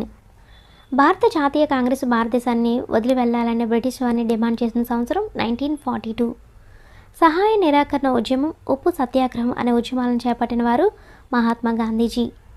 డూ ఆర్ డై అనే నినాదాన్ని ఇచ్చిన వారు Mahatma Gandhiji. Do or die నినాదంతో ప్రారంభించిన ఉద్యమం క్విట్ ఇండియా ఉద్యమం. చివరిగా బ్రిటిష్ వారు మన దేశాన్ని వదిలి వెళ్లిన తేదీ 1947 ఆగస్టు 14. భారత రాజ్యాంగం రూపొందించబడిన తేదీ 1949 నవంబర్ 26. భారత రాజ్యాంగం అమలులోకి వచ్చిన తేదీ 1950 జనవరి 26. గణతంత్ర దినోత్సవం జనవరి 26. జతపరచనండి కింద వాటిని. బ్రిటిష్ పాలన స్థాపన 1757. భారత జాతీయ కాంగ్రెస్ ఆవిర్భావం 1885. స్వాతంత్ర్య పోరాటంలో గాంధీజీ నాయకత్వం 1919. క్విట్ ఇండియా ఉద్యమం 1942. ఇయర్స్ అయితే కోర్స్ చెప్పాను, మర్చిపోకుండా వీడియో డిస్క్రిప్షన్ మరియు కామెంట్ బాక్స్లో ఇచ్చాను చూడండి ఫ్రెండ్స్. బెంగాల్ విభజన 1905. సహాయ నిరాకరణ ఉద్యమం 1920. ఉప్పు సత్యాగ్రహం 1930. యూరోపియన్లో భారత సముద్ర మార్గం కనుగొన్న సంవత్సరం 1498. బ్రిటిష్ పాలనపై ప్రజలు తిరుగుబాటు చేసిన సంవత్సరం 1857. సముద్ర మార్గం ద్వారా ప్రపంచాన్ని చుట్టూ వచ్చిన మొదటి వ్యక్తి ఫెర్డినాండ్ మాజిలాన్. ఈయన పోర్చుగీస్ నావికుడు. క్రింది వానిలో భూమికి నమూనా గ్లోబ్. ఇది భూమి మీద రకరకాల ప్రాంతాలను గుర్తించడానికి ఉపయోగపడుతుంది. గ్లోబ్ మీద నిలువుగా గీబడిన ఊహారేఖలను ఏమంటారు? రేఖాంశాలు. గ్లోబ్ మీద అడ్డంగా గీబడిన ఊహారేఖలను ఏమంటారు? అక్షాంశాలు. కొన్నిసార్లు ఇవి కన్ఫ్యూజ్ అవుతూ ఉంటాము. నిలువుగా అంటే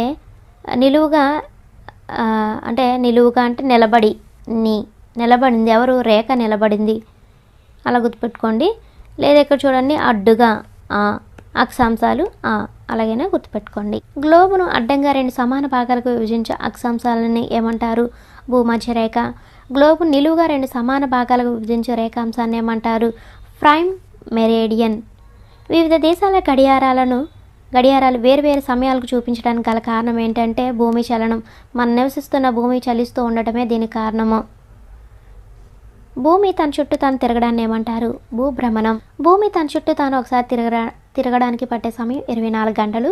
పగలు రాత్రి ఏర్పడటానికి కారణం భూభ్రమణం. భూమి తన చుట్టూ తాను తిరుగుతూ సూర్యుని చుట్టూ తిరగడాన్ని ఏమంటారు? పరిభ్రమణం. భూ పరిభ్రమణానికి పట్టే సమయం 365 రోజులు. ఋతువులు ఏర్పడటానికి కారణం పరిభ్రమణం. పరిభ్రమణం వల్ల ఋతువుల్లో మార్పులు సంభవిస్తాయి. సూర్యుడు మరియు సూర్యుని చుట్టూ పరిభ్రమిస్తున్న గ్రహాలను కలిపి ఏమంటారు? సౌర కుటుంబం. సూర్యుని కక్షలో ప్లానెట్స్, ఆస్ట్రాయిడ్స్, తోకచుక్కలు, ఇతర పదార్థాలు ఉంటాయి. సూర్య కుటుంబంలో భూమి ఎన్నవ స్థానంలో ఉంది? 3వ స్థానంలో. సూర్యునికి దగ్గరగా ఉండే గ్రహము బుధుడు. సూర్యునికి అతి దూరంగా ఉండే గ్రహము వరుణుడు. సౌర కుటుంబంలో మనకు వేడిని వెలుతురుని ఇచ్చేది సూర్యుడు. సూర్యుని చుట్టూ పరిభ్రమించు ఖగోళ వస్తువులను ఏమంటారు? గ్రహాలు. గ్రహాల చుట్టూ పరిభ్రమించు వాటిని ఏమంటారు? ఉపగ్రహాలు. భూమికి గల ఒకే ఒక సహజ ఉపగ్రహము చంద్రుడు. ఇది భూమి చుట్టూ పరిభ్రమిస్తుంది. చంద్రుడు భూమి చుట్టూ ఒకసారి తిరగడానికి పట్టే సమయం 27 రోజులు. సౌర కుటుంబంలో ఉండే గ్రహాలు బుధుడు, శుక్రుడు, భూమి, అంగారకుడు, బృహస్పతి, శని, యురేనస్, నెప్ట్యూన్. ర్యాకెట్లను ఉపయోగించి అంతరిక్ష కక్షలోకి ప్రవేశపెట్టిన మానవ నిర్మిత ఉపగ్రహాన్ని ఏమంటారు? కృత్రిమ ఉపగ్రహం. భారతదేశపు మొట్టమొదటి కృత్రిమ ఉపగ్రహము ఆర్యభట్ట. భారతదేశం ఆర్యభట్ట ఉపగ్రహాన్ని కక్షలోకి ప్రవేశపెట్టిన సంవత్సరం 1975. Last one. చంద్రయాన్ 2 కృత్రిమ ఉపగ్రహాన్ని ప్రయోగించిన తేదీ జూలై 22, 2019. దీనిని శ్రీహరికోటలోని సతీష్ ధావన్ స్పేస్ సెంటర్ నుండి GSLV MKIIM-1 ద్వారా ప్రయోగించారు. దీనిలో ఆర్బిటర్, విక్రమ్ ల్యాండర్ మరియు ప్రజ్ఞాన్ రోవర్ ఉన్నాయి. ఇంతే టీచర్స్. ఈ 3-4-5 క్లాస్ ఈవీఎస్ సంబంధించిన పీడిఎఫ్ కావాలనుకుంటే కేవలం 100 రూపీస్కే సెండ్ చేయడం జరుగుతుందండి. డిస్క్రిప్షన్ మరియు కామెంట్ బాక్స్లో డీటెయిల్స్ అయితే ఇచ్చాను. ఆ నెంబర్కి ఫోన్పే కానీ జీపే కానీ చేసి మీరు వెంటనే పొందుకోవచ్చు. సో ఇది దీనికి సంబంధించిన డీటెయిల్స్. మన ఛానల్లో ప్రతి వీడియో కూడా టెక్స్ట్ బుక్ బేస్ చేసుకొని ఉంటుందండి. ఏ మెటీరియల్ నుంచి కూడా తీసుకోవడం ఉండదు. ప్రతిదీ కూడా టెక్స్ట్ బుక్లో పేజ్ నెంబర్స్తో సహా ఇవ్వటం జరుగుతుందండి. జెన్యున్గా అయితే ఇవ్వటం జరుగుతుంది. సో ప్లీజ్ సపోర్ట్ చేయండి. ఈ వీడియో కనుక మీరు ఫస్ట్ టైం కనుక చూస్తున్నట్లయితే మీ అమూల్యమైన సబ్స్క్రైబ్తో నాకు సపోర్ట్ చేయండి. అలాగే మీ లైక్ అండ్ కామెంట్ అనేవి నాకు చాలా విలువైనవండి. సో ప్లీజ్ లైక్ చేయండి, కామెంట్ చేయండి, అలాగే మీకు వీలైతేనే షేర్ చేయండి. ఇలాంటి మరెన్నో అప్డేట్స్ కోసం మన ఛానల్ చూస్తూ ఉండండి. Thank you for watching.